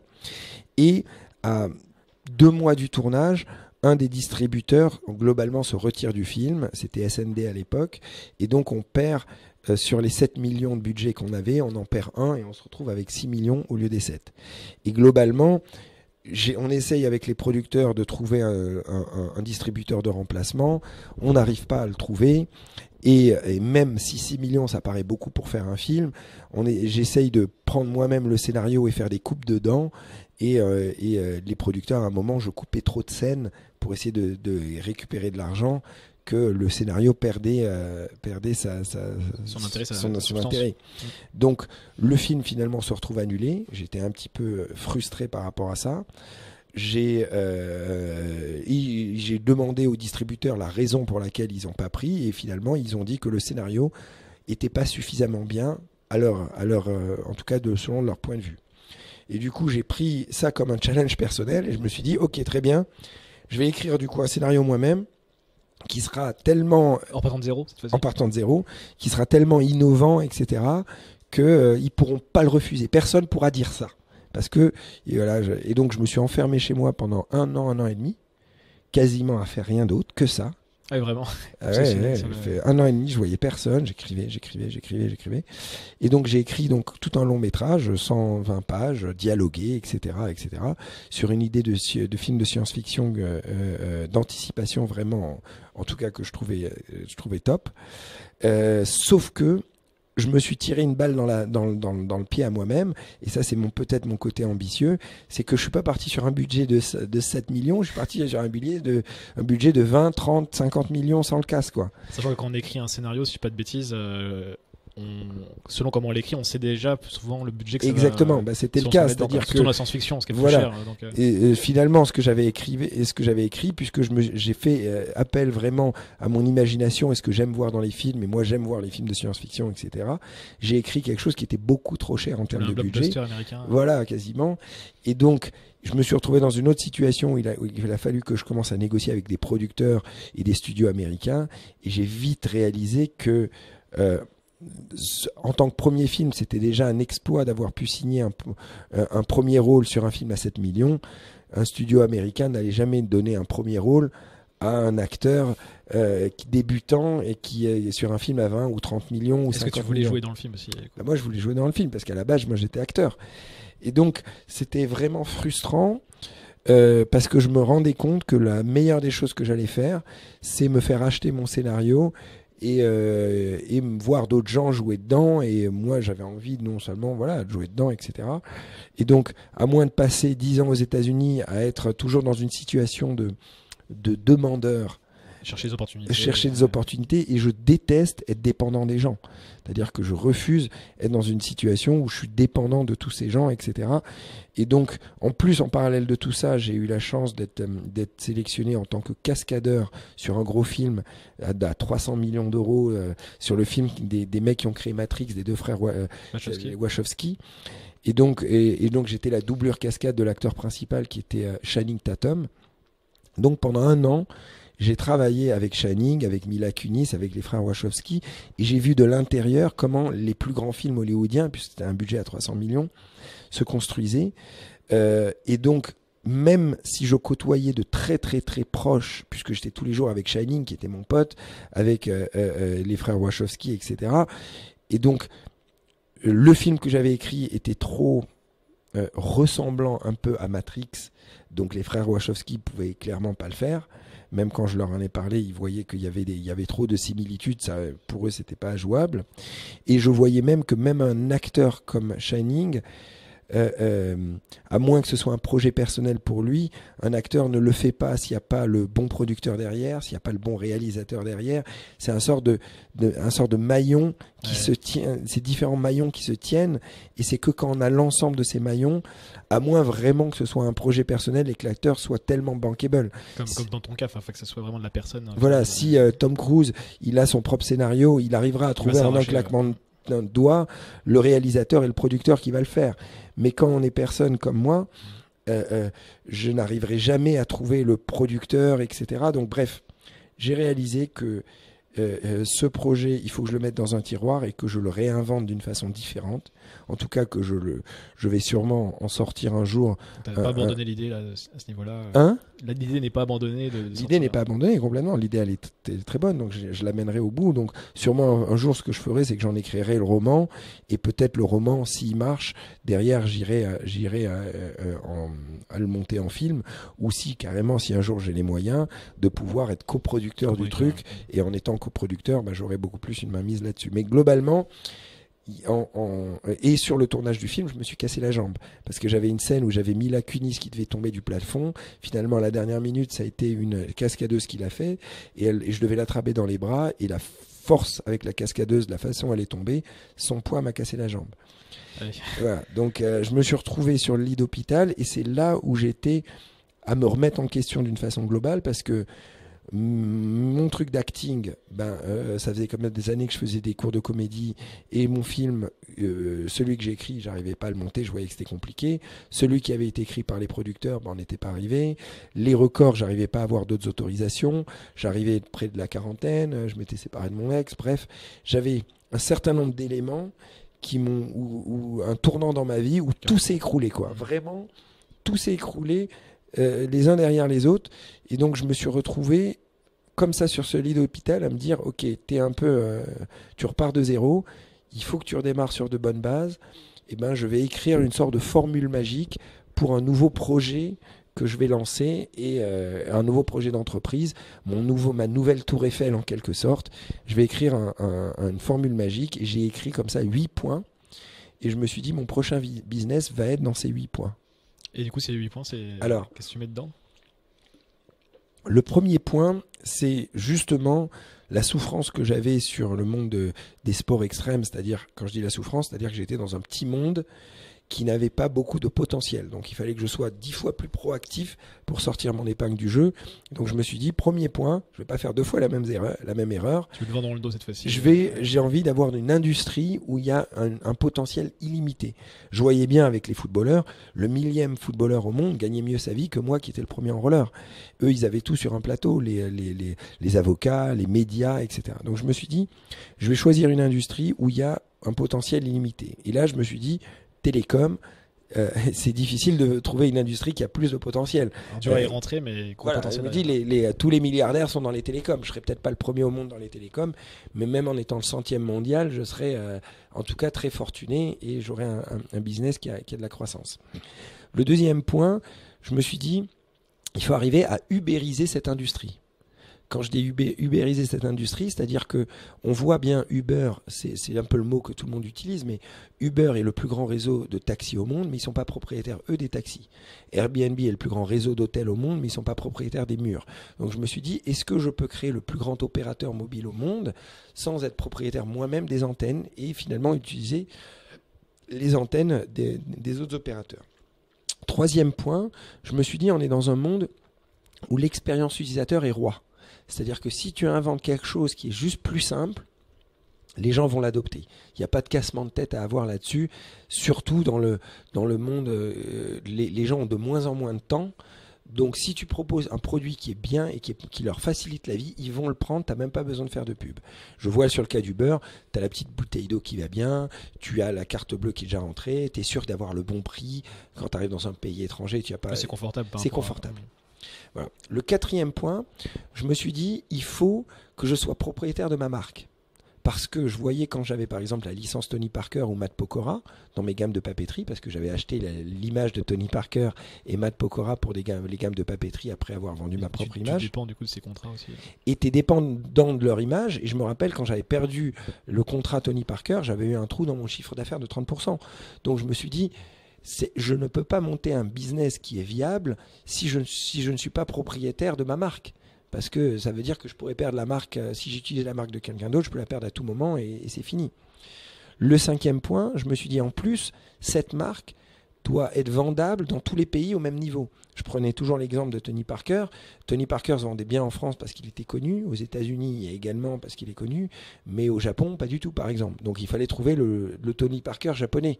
Ce qui est compliqué. Ce qui est compliqué. Donc je me suis dit, non seulement il faut que je sois propriétaire de ma marque, mais que je vende le même produit dans tous les pays et voilà, que ce soit à la Apple en quelque sorte, un produit simplifié partout dans le monde. Donc déjà l'ambition internationale sur le... Voilà, tout de suite l'international. Vu que j'avais beaucoup voyagé, c'est sûrement mon côté compétiteur.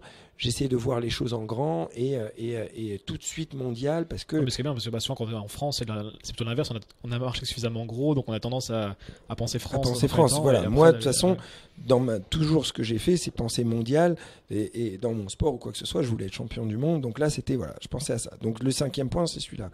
Le sixième point, c'est que je me suis dit, il faut que je choisisse une industrie où il y a une distribution tout de suite mondiale et facile, parce que toujours les gammes de papeterie m'ont beaucoup appris. Ces gammes de papeterie m'ont appris que par exemple c'était tellement dur d'être référencé à Carrefour en France. Si je voulais être vendu aux États-Unis, il fallait être référencé dans le Carrefour américain qui était Walmart, etc. etc. Donc avant même si tu as le meilleur produit du monde, il y a une bataille sur chaque marché. Une bataille de référencement, le nerf de la guerre, c'est celui qui a la distribution.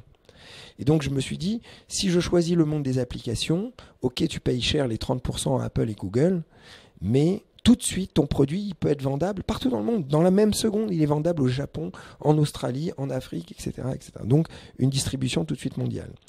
Le septième point, je me suis dit, il faut que ce soit un produit que je peux vendre 24 heures sur 24, 7 jours sur 7, sans augmenter les équipes. C'est-à-dire un produit, comme on dit, scalable. Je vois par exemple, je le voyais par exemple sur mon magasin de rollers, je vendais, ou par exemple si je prends l'exemple d'un Starbucks. Un Starbucks, ils vendent je ne sais pas combien de cafés dans la journée dans le Starbucks d'Opéra, mais ils ont une limite, ils vont jamais vendre, je ne sais pas, 100 000 Starbucks dans la journée, 100 000 cafés, je veux dire, au Starbucks d'Opéra. En plus, ils sont limités par les jours et les heures d'ouverture. Ils ne peuvent vendre que du lundi au vendredi. Voilà, de 9h à 19h, etc. Le week-end, à 3h du matin, tu ne peux pas acheter un Starbucks. Donc, ils sont limités à ça. Et donc, leur seul moyen pour eux de faire grandir la société, c'est finalement ouvrir plus de Starbucks, mais ce qui fait augmenter énormément les coûts, puisque ça veut dire nouvelle infrastructure, je veux dire nouveaux lieux, des salariés supplémentaires, etc. À l'inverse, si on prend l'exemple par exemple de Spotify, ils ont le même nombre de salariés et à 3h du matin dimanche, ils peuvent vendre 10 000 abonnements de plus. Ils peuvent le vendre n'importe quand, sans limitation de territoire, etc. Donc je voyais bien qu'il fallait que je vende un produit qui n'est pas limité bien sûr en territoire, mais pas limité en nombre, et en jour et heure d'ouverture H24. et H24 et qui a pas de répercussion sur mon nombre de salariés. Un opérateur télécom, s'il vend 1 million d'abonnements en plus, ça ne lui change rien sur ses salaires. Il a juste vendu 1 million d'abonnements en plus. Voilà. Donc, c'est pour ça que je suis parti là-dessus. Et le 8e point, qui est le dernier, qui était le plus simple à dire, mais le plus dur à trouver, c'est qu'il faut inventer quelque chose qui n'existe pas.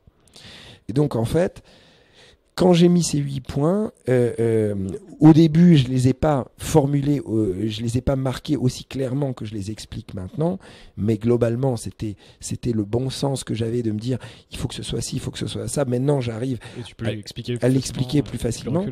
Mais donc, avec ces 8 points, je savais que si je construisais mon idée autour de ces 8 points, je pouvais pas me gourer, en gros, sur l'idée. J'étais sur quelque chose qui était sur des bonnes bases. Après, voilà. Il faut inventer quelque chose qui n'existe pas. Et l'idée que j'ai inventée, j'ai appelé ça le cloud number. Donc, qu'est-ce que c'est le cloud number? C'est que j'ai parti du principe qu'on est dans un monde où tout est dans le cloud. Nos emails, nos films avec Netflix, nos musiques avec Spotify, nos dossiers avec Dropbox. Je veux dire, tout est dans le cloud. Pourtant, notre 06, notre numéro de mobile, lui, n'est pas dans le cloud. Il est coincé sur une carte SIM physique. Et je me suis dit, c'est quand même très étrange. On a des téléphones qui sont de vrais ordinateurs, voilà. Tout est dans le cloud, mais notre 06, alors lui, non. Lui, il est coincé dans cette petite carte SIM en plastique. Une double carte SIM éventuellement, mais oui, mais c'est le mieux qu'on peut savoir. Oui, mais même si elle est une double carte SIM, c'est toujours coincé dans cette carte SIM. C'est-à-dire que, je prends l'exemple, on est au Mexique et je perds mon téléphone en soirée, et ben j'ai plus mon numéro. Je suis obligé d'attendre de revenir en France physiquement, récupérer une carte SIM SFR ou Orange ou Bouygues dans un magasin pour récupérer mon numéro. Ce qui fait pas de sens, parce que je perds mon téléphone au Mexique, je peux quand même lire les mails sur le téléphone d'un pote ou sur une tablette ou un ordinateur. Pourquoi notre 06 est coincé? Donc, je me disais, évidemment, il doit y avoir une raison, soit légale, soit technique, soit c'est simplement que les opérateurs ne veulent pas, et voilà. Et je me suis dit, si techniquement et légalement c'est possible de mettre les numéros dans le cloud, c'est la révolution, la vague que personne pourra arrêter. Parce que personne ne veut avoir un numéro coincé dans sa carte SIM si tu peux avoir les flexibilités du cloud. Et en plus, donc quand je dis les flexibilités du cloud, c'est-à-dire que quand j'ai plus de batterie, je pourrais récupérer mon 06, mes contacts, mes SMS sur le téléphone de n'importe qui. Je pourrais du coup avoir un deuxième numéro. Je pourrais avoir même un numéro américain, etc. Donc j'ai commencé à rêver de tout ça sur mon lit d'hôpital. Et en parlant un peu autour de moi, tous les gens à qui j'en parlais me disaient, mais ça serait extraordinaire, ça serait génial. Et donc, l'idée germait en moi et je me disais bien, il faut que je fasse quelque chose parce que, à l'unanimité, tout le monde me disait que c'était une bonne idée. Et donc, c'était très dur de trouver le nom du job du mec qui sait. Parce que quand sur ton lit d'hôpital, t'imagines ça, tu sais pas du tout à qui demander. Parce que tu sais pas si c'est faisable ou pas faisable, quoi. Et donc, il m'a fallu des mois pour comprendre que c'est ce qu'on appelle un chef architecte télécom. C'est les mecs qui ont ce job, en fait, qui savent légalement et techniquement si c'est possible à faire. Et donc, j'ai eu la chance de trouver un chef architecte chez Orange qui venait de quitter Orange, que j'ai pu embaucher à la journée. Alors, il me coûtait cher à la journée, mais en 2-3 jours, il a pu me dire si mon idée était faisable. Et donc, il m'a dit, écoute, voilà, c'est faisable, mais il y a des contraintes.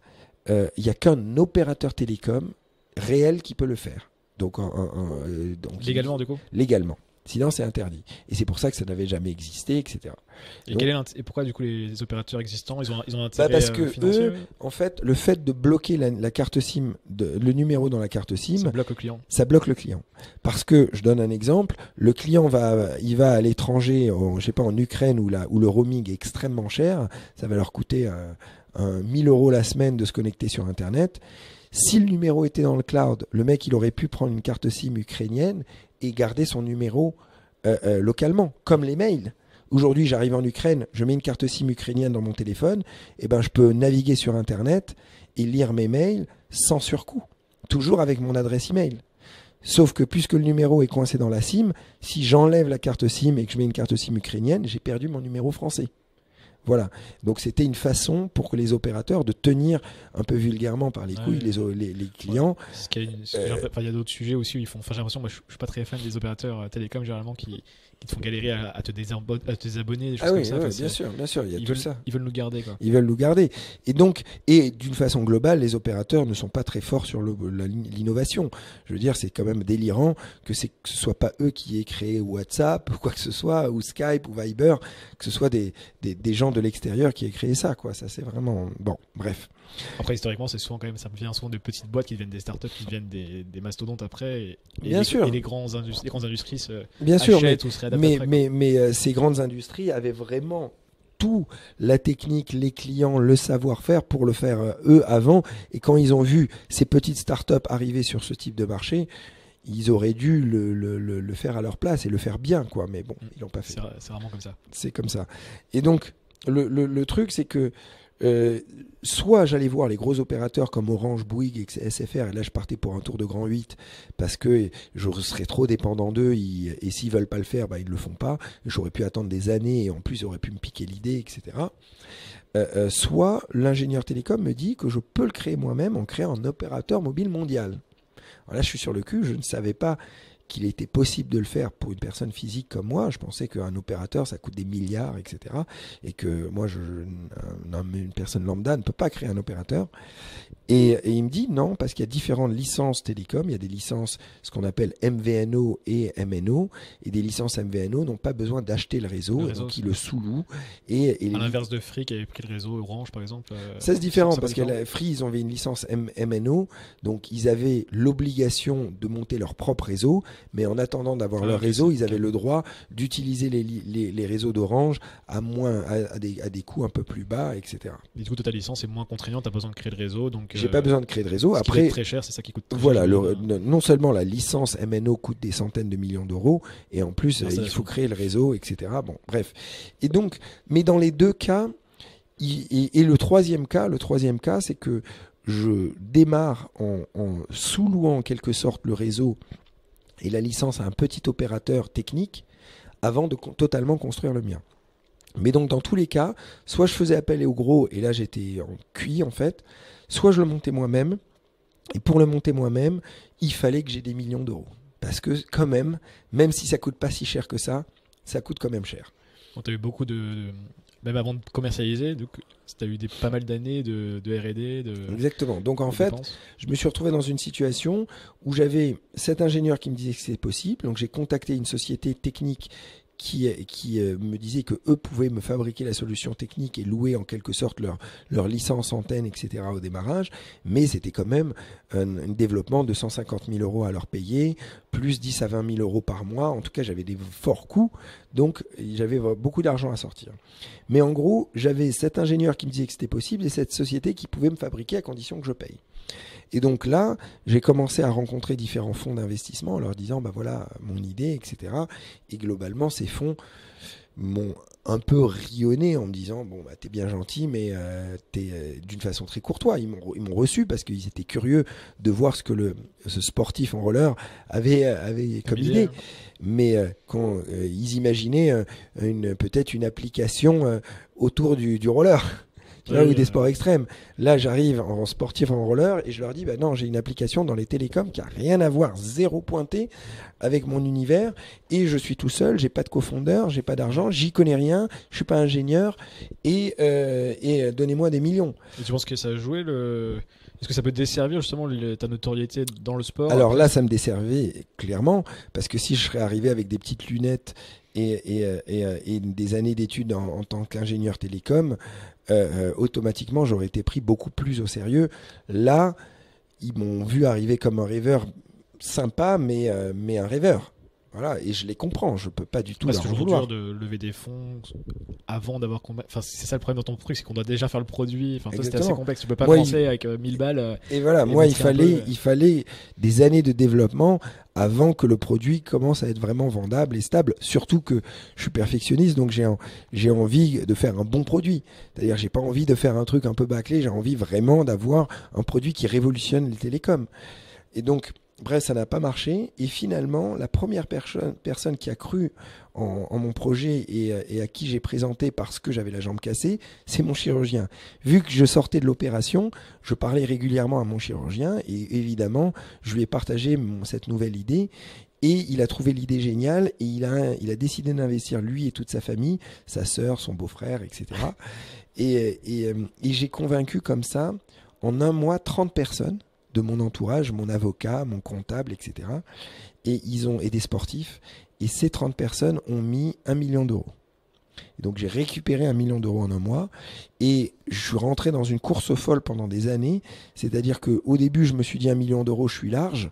En réalité, il est parti en un an. Et tous les ans, je me rendais compte qu'il fallait des années supplémentaires et des millions d'euros supplémentaires pour arriver à un produit d'une stabilité correcte. Donc ça t'a pris combien de temps pour arriver Donc, à la première version de ton produit ? il m'a fallu combien ?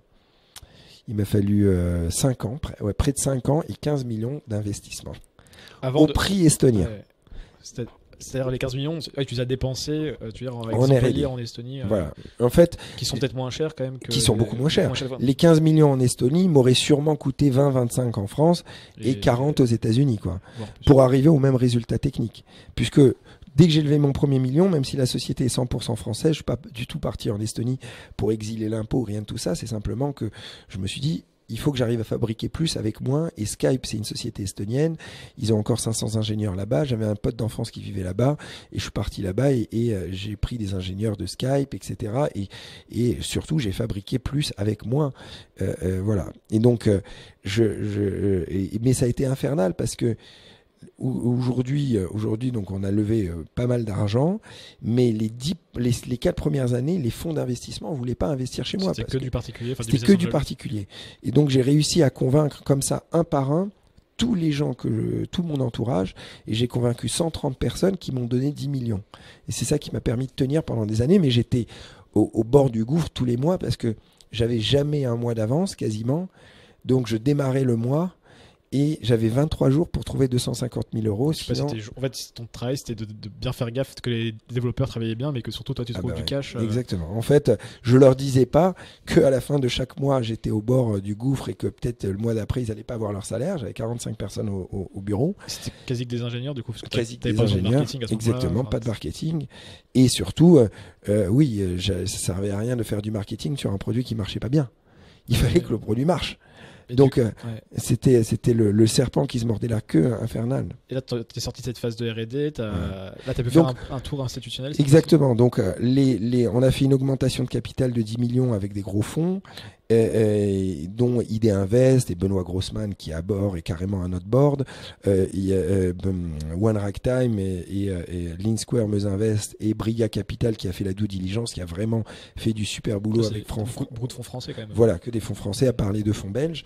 Mais donc, ce qui était marrant, c'est que les mêmes fonds, certains d'entre eux, en tout cas, m'ont vu 4 ans avant pitcher l'idée à New York et ils se sont dit, son idée est super, mais il n'y arrivera jamais parce que c'était trop innovant dans le monde des télécoms. Le régulateur n'était pas hors régulation, mais mon idée n'était pas dans la régulation. Donc, il y a eu un vrai bras de fer avec le régulateur au début, etc. Un aspect de confiance à construire ensemble, etc. Donc, tous ces fonds se sont dit, c'est super, mais il n'y arrivera jamais. En plus, il est tout seul, il n'y connaît rien, il n'a pas d'argent, etc. Mais donc, au fur et à mesure des années, voir que finalement, le train avance. Et quand je les voyais souvent, et ils comprenaient pas comment je continuais à arriver à avancer, à lever des fonds et à améliorer le produit, etc. Et au bout d'un certain moment, la curiosité, ils se disaient, attends, ça a quand même l'air incroyable son truc parce que il continue à avancer, son produit commence à marcher de mieux en mieux, il commence à avoir des KPI, il dit qu'il a des brevets, etc. On va vraiment commencer à regarder sous le capot si ça marche et si c'est bien. C'est intéressant ce que tu dis, tu expliques que tu n'as pas arrêté de voir des investisseurs pendant ces 4 années de R&D. Bien sûr. Tu as continué à créer la relation, à montrer ton évolution dans le temps. Moi, j'étais dans une optique en leur disant, moi, je suis un fonceur et je suis au devant d'un train qui avance. Si vous voulez rentrer dedans, vous pouvez, mais sachez que quoi qu'il arrive, le train va avancer. Et c'est une situation qui finalement, Au début, eux me prenaient un peu pour un charlatan, mais au fur et à mesure des années où je prenais de l'expérience et le train continuait à avancer, ils se disaient quand même, finalement, il a peut-être pas tort, finalement, il a peut-être les capacités pour gérer sa boîte, pour construire la technologie, et peut-être on va louper un train intéressant. Bien sûr. Et donc là, tu rentres dans une phase complètement différente. Depuis quelques mois, j'imagine, vous avez commencé à commercialiser. Alors, ce qui a été dur quand même, c'est que avant que les fonds rentrent, c'est que j'avais mes 130 investisseurs privés, donc il a fallu que je structure mon groupe fortement parce que les fonds d'investissement ne voulaient pas avoir 130 personnes à gérer, ce qui est logique. Même pour toi d'ailleurs. Et pour moi, il fallait faire signer tout le monde, l'enfer, etc.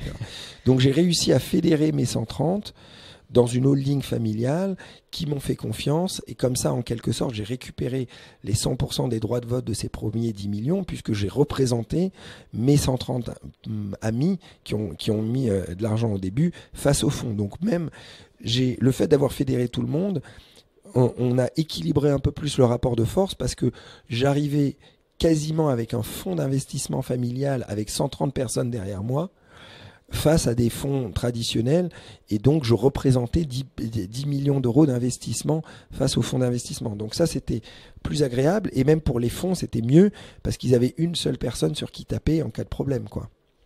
Oui. Voilà. Et après, enfin, le fait que les fonds rentrent, j'ai pu arrêter de penser à 23 jours, parce qu'avant, je ne pouvais penser que 23 jours devant moi.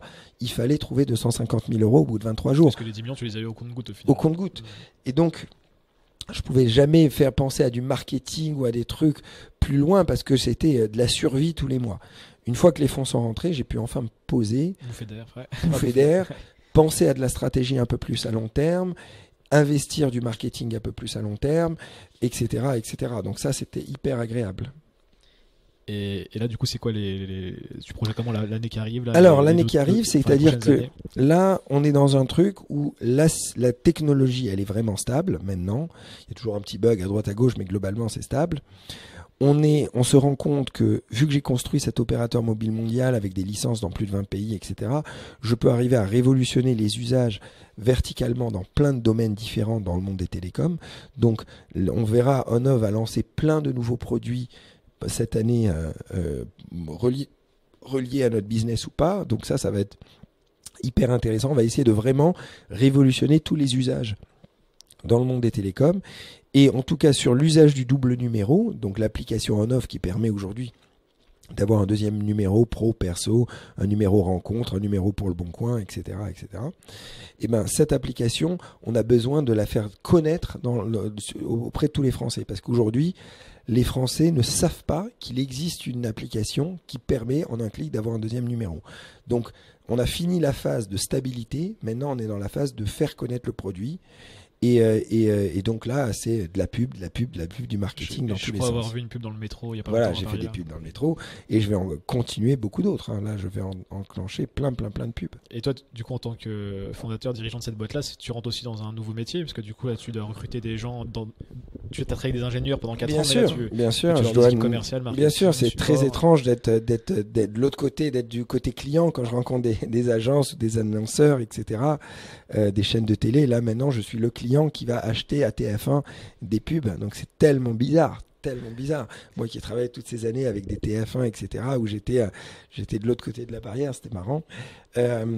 C'est un nouveau métier, mais évidemment j'essaye de l'apprendre et d'avoir toujours le bon sens qui prime et faire le moins d'erreurs possible.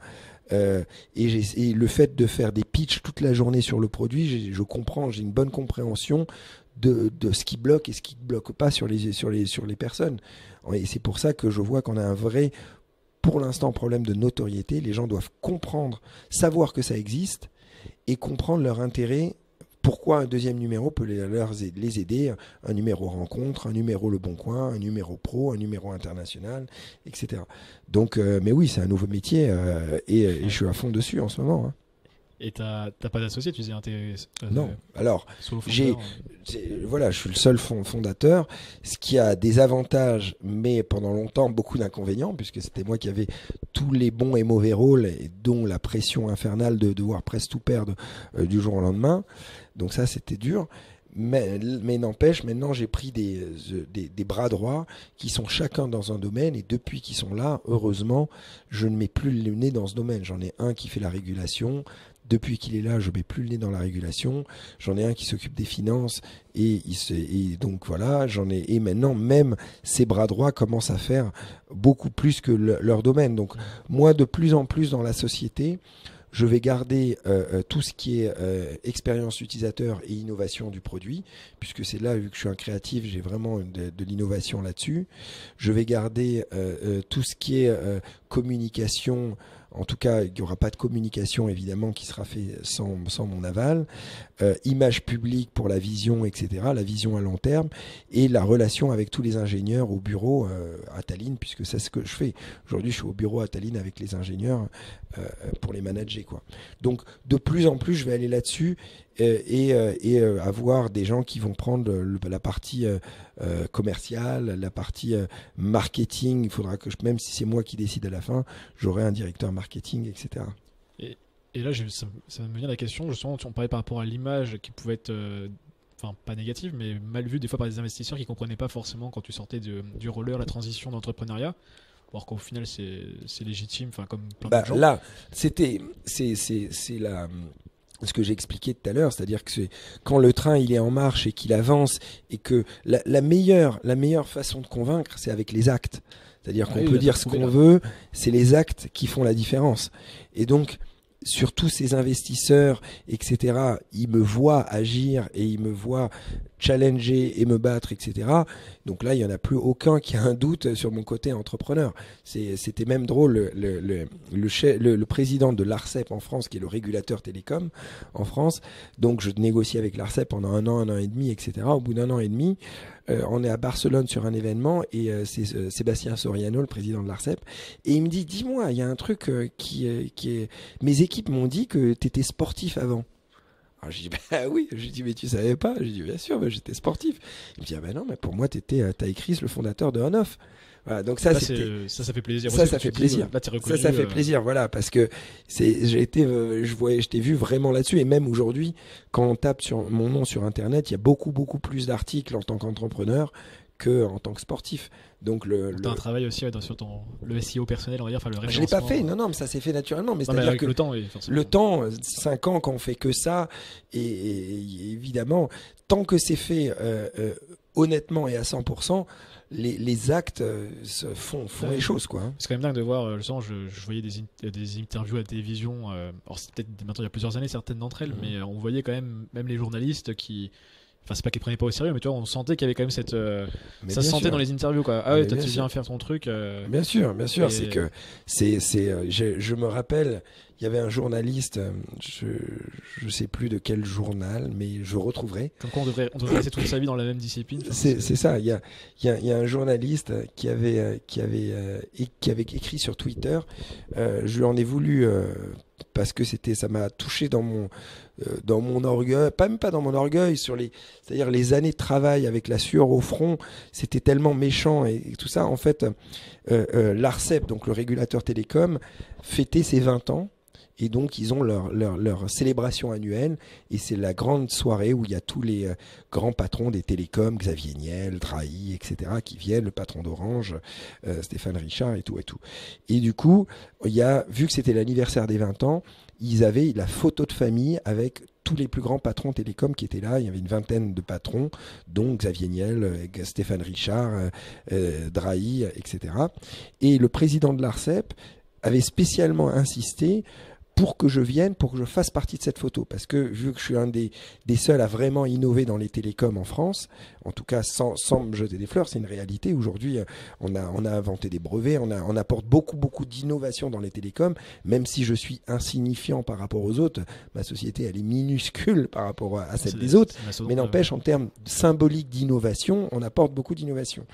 Et donc, Soriano avait spécialement insisté, son assistante il m'avait envoyé un mail, il m'avait même envoyé un SMS pour me dire ne sois pas en retard parce que la photo elle est à 20h pile, il faut être là pour la photo, etc. Son assistante voilà, donc j'étais au courant de cette photo que je devais faire avec les autres patrons.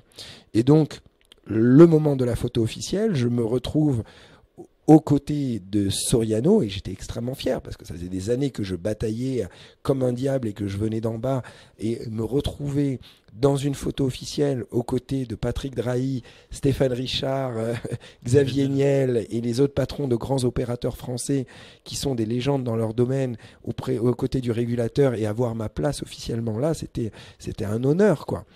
Et après cette photo, tu as ce journaliste qui écrit ah ben Taïg, qu'est-ce qu'il est malin, il arrive à se faufiler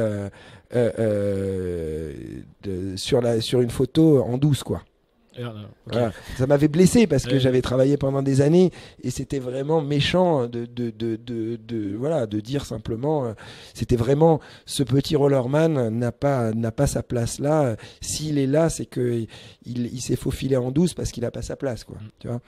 Bon, bah, je pense que de toute façon chaque année ça va se réduire, ce genre évidemment. Tu dois déjà le sentir. On arrive aux questions de fin, là ça fait un petit moment qu'on discute. Je vais te demander, tes journées, ça ressemble à quoi, ou tes semaines en Alors, mes journées, moi, j'arrive à m'endormir que quand je suis à bord de l'épuisement. C'est-à-dire que tant que j'ai eu la moindre énergie, je travaille. Donc, je suis sur l'ordinateur jusqu'à 4h, 5h du matin, tous les soirs, à essayer de terminer les derniers dossiers, les derniers mails, les derniers trucs, les trucs de l'innovation, etc. Et je me réveille le matin, j'essaye de dormir le maximum jusqu'à la première réunion qui démarre. Alors quand je suis au bureau, j'ai pas le choix parce que je dois montrer l'exemple. Donc je suis obligé d'arriver au bureau tôt le matin, évidemment. C'est ça que tu dors 4-5 heures par nuit ? Voilà, je dors vraiment pas beaucoup pendant la semaine, et je récupère le week-end. Donc quand c'est samedi ou dimanche, là je fais une nuit de 12 heures pour récupérer la fatigue de la semaine. Donc c'est pas le rythme de vie d'un sportif de haut niveau. Ah non. À la fois, c'est un sacré avantage dans le monde de l'entrepreneuriat, parce que dans le sport, tu peux pas, surtout dans un sport à risque comme je faisais, si je dormais pas mes 8 heures, je pouvais me casser quelque chose très facilement. Alors que là, même quand j'ai dormi très peu, je peux quand même assurer businessment parlant. Donc, et ma façon de voir, ce que je fais finalement dans la journée, j'essaye simplement d'abattre tâche par tâche le maximum de choses. En fait, je n'essaye pas de penser les problèmes à plus d'une journée. Moi, quand je me lève le matin, je me lève uniquement avec l'étoile au loin que j'essaye de le suivre, c'est-à-dire réaliser de grandes choses, créer un opérateur mobile mondial, sauter de la Tour Eiffel ou créer un rêve d'un film, etc. Donc ça me permet d'avancer et voir au loin le truc. Et au-delà de ça, j'essaye uniquement au jour le jour d'abattre le maximum de problèmes. Et donc, ce qui est important, c'est que je finisse ma journée et que j'ai rempli le maximum de tâches. Et c'est l'accumulation de milliers de petites tâches qui font en fait que le train avance. C'est vraiment cette histoire de train. Il faut que chaque jour, il y ait un petit peu d'avancement. Et je ne me soucie pas des autres, des compétiteurs, etc. C'est-à-dire que je combats finalement contre moi-même et contre l'envie d'aller au bout du rêve, c'est-à-dire créer quelque chose de bien avec ma vision, c'est-à-dire quelque chose qui marche partout, qui est top, qui est innovant, qui est c'est ça. Ça veut dire beaucoup d'heures de taf tous les jours. Ah oui, je ne vis que pour ça. Donc là même le sport, là, tu as beaucoup moins de temps. C'est horrible. J'ai vraiment mis le sport de côté depuis des années, et ça c'est frustrant. Mais bon, j'ai pas trop le choix. Je suis un monomaniaque, donc je fais que ça pour aller au bout du rêve. C'était intéressant de savoir, parce que du coup je vais te demander si tu continues les rollers, donc là c'est complètement mis de côté. Peut-être un jour je reprendrai si je suis pas trop vieux, mais je dois aller au bout d'abord de ce rêve. Je fais les choses à 100% pour tourner bien la page, et après j'attaque un autre projet. Et justement, donc tu avais parlé du projet du film que tu peut-être transformer en roman plus tard, qui deviendra de nouveau un film. Et justement, t'as quoi comme grand projet en tête encore? Là, t'es vraiment focus sur la boîte. Là je suis focus pour la boîte, et je suis encore dessus pendant quelques années. Les autres projets, ça sera faire ce film, ça je le ferai. Ça sera faire une école pour les enfants pour donner une philosophie de liberté, ça je la ferai. Suivre les passions et de faire plutôt, et voir la vie sans barrière, etc. Et le troisième, c'est d'aller dans l'espace, ça j'aimerais bien. Voilà, c'est les trois projets futurs que j'aimerais faire. C'est des beaux projets en tout cas, et si tu avais pour finir un conseil justement, tu en as déjà donné pas mal, mais un conseil pour les jeunes justement, ou pas non, mais jeunes, c'est finalement un peu des proverbes comme celui par exemple de Mandela, c'est je ne perds jamais, soit je gagne, soit j'apprends. C'est globalement c'est-à-dire que je me pose jamais les problèmes sur les échecs. On a tous des échecs et j'en ai eu et j'en aurai encore beaucoup, etc. Mais je me casse pas la tête avec ça. J'avance, j'apprends.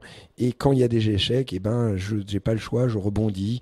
Et quoi qu'il arrive, à force de travail, la vie est en dents de scie, et elle le sera toujours. Il y a des trucs positifs et négatifs. Mais si on n'abandonne pas, celui qui n'abandonne pas ne peut pas perdre. Voilà, il n'y a que celui qui abandonne. Et comme je dis toujours, le jour où j'aurai perdu, c'est que j'aurai plus de souffle et que je vivrai plus, quoi. Tant que je n'ai pas abandonné, le projet du film existera toujours, peut-être dans mon imaginaire, et j'aurai toujours l'espoir de le créer et d'autres projets, etc. Et donc, voilà. C'est ça qui est intéressant. C'est que la vie, tant qu'on bataille, elle est toujours en dents de scie et elle va vers le haut. Merci beaucoup. C'est cool. À très bientôt. Merci. Salut, merci. Merci d'avoir écouté cet épisode jusqu'au bout. Vous pouvez retrouver toutes les notes de l'émission sur le site jckurdali.org. Il y aura les livres mentionnés, les ressources, etc. Donc Kurdali, c'est Kurdali. Profitez-en pour vous inscrire pour ne pas louper les prochains épisodes. Et pour m'aider, vous pouvez faire 2 choses. Partagez à vos amis l'épisode ou le podcast ou mon site et mettez 5 étoiles sur iTunes. C'est ce qui permet d'avoir le plus de visibilité pour les podcasts. C'est comme ça qu'on gagne en visibilité. Donc c'est important. Je vous dis à lundi prochain pour un nouvel épisode de Conversation avec JCK. Allez, à plus.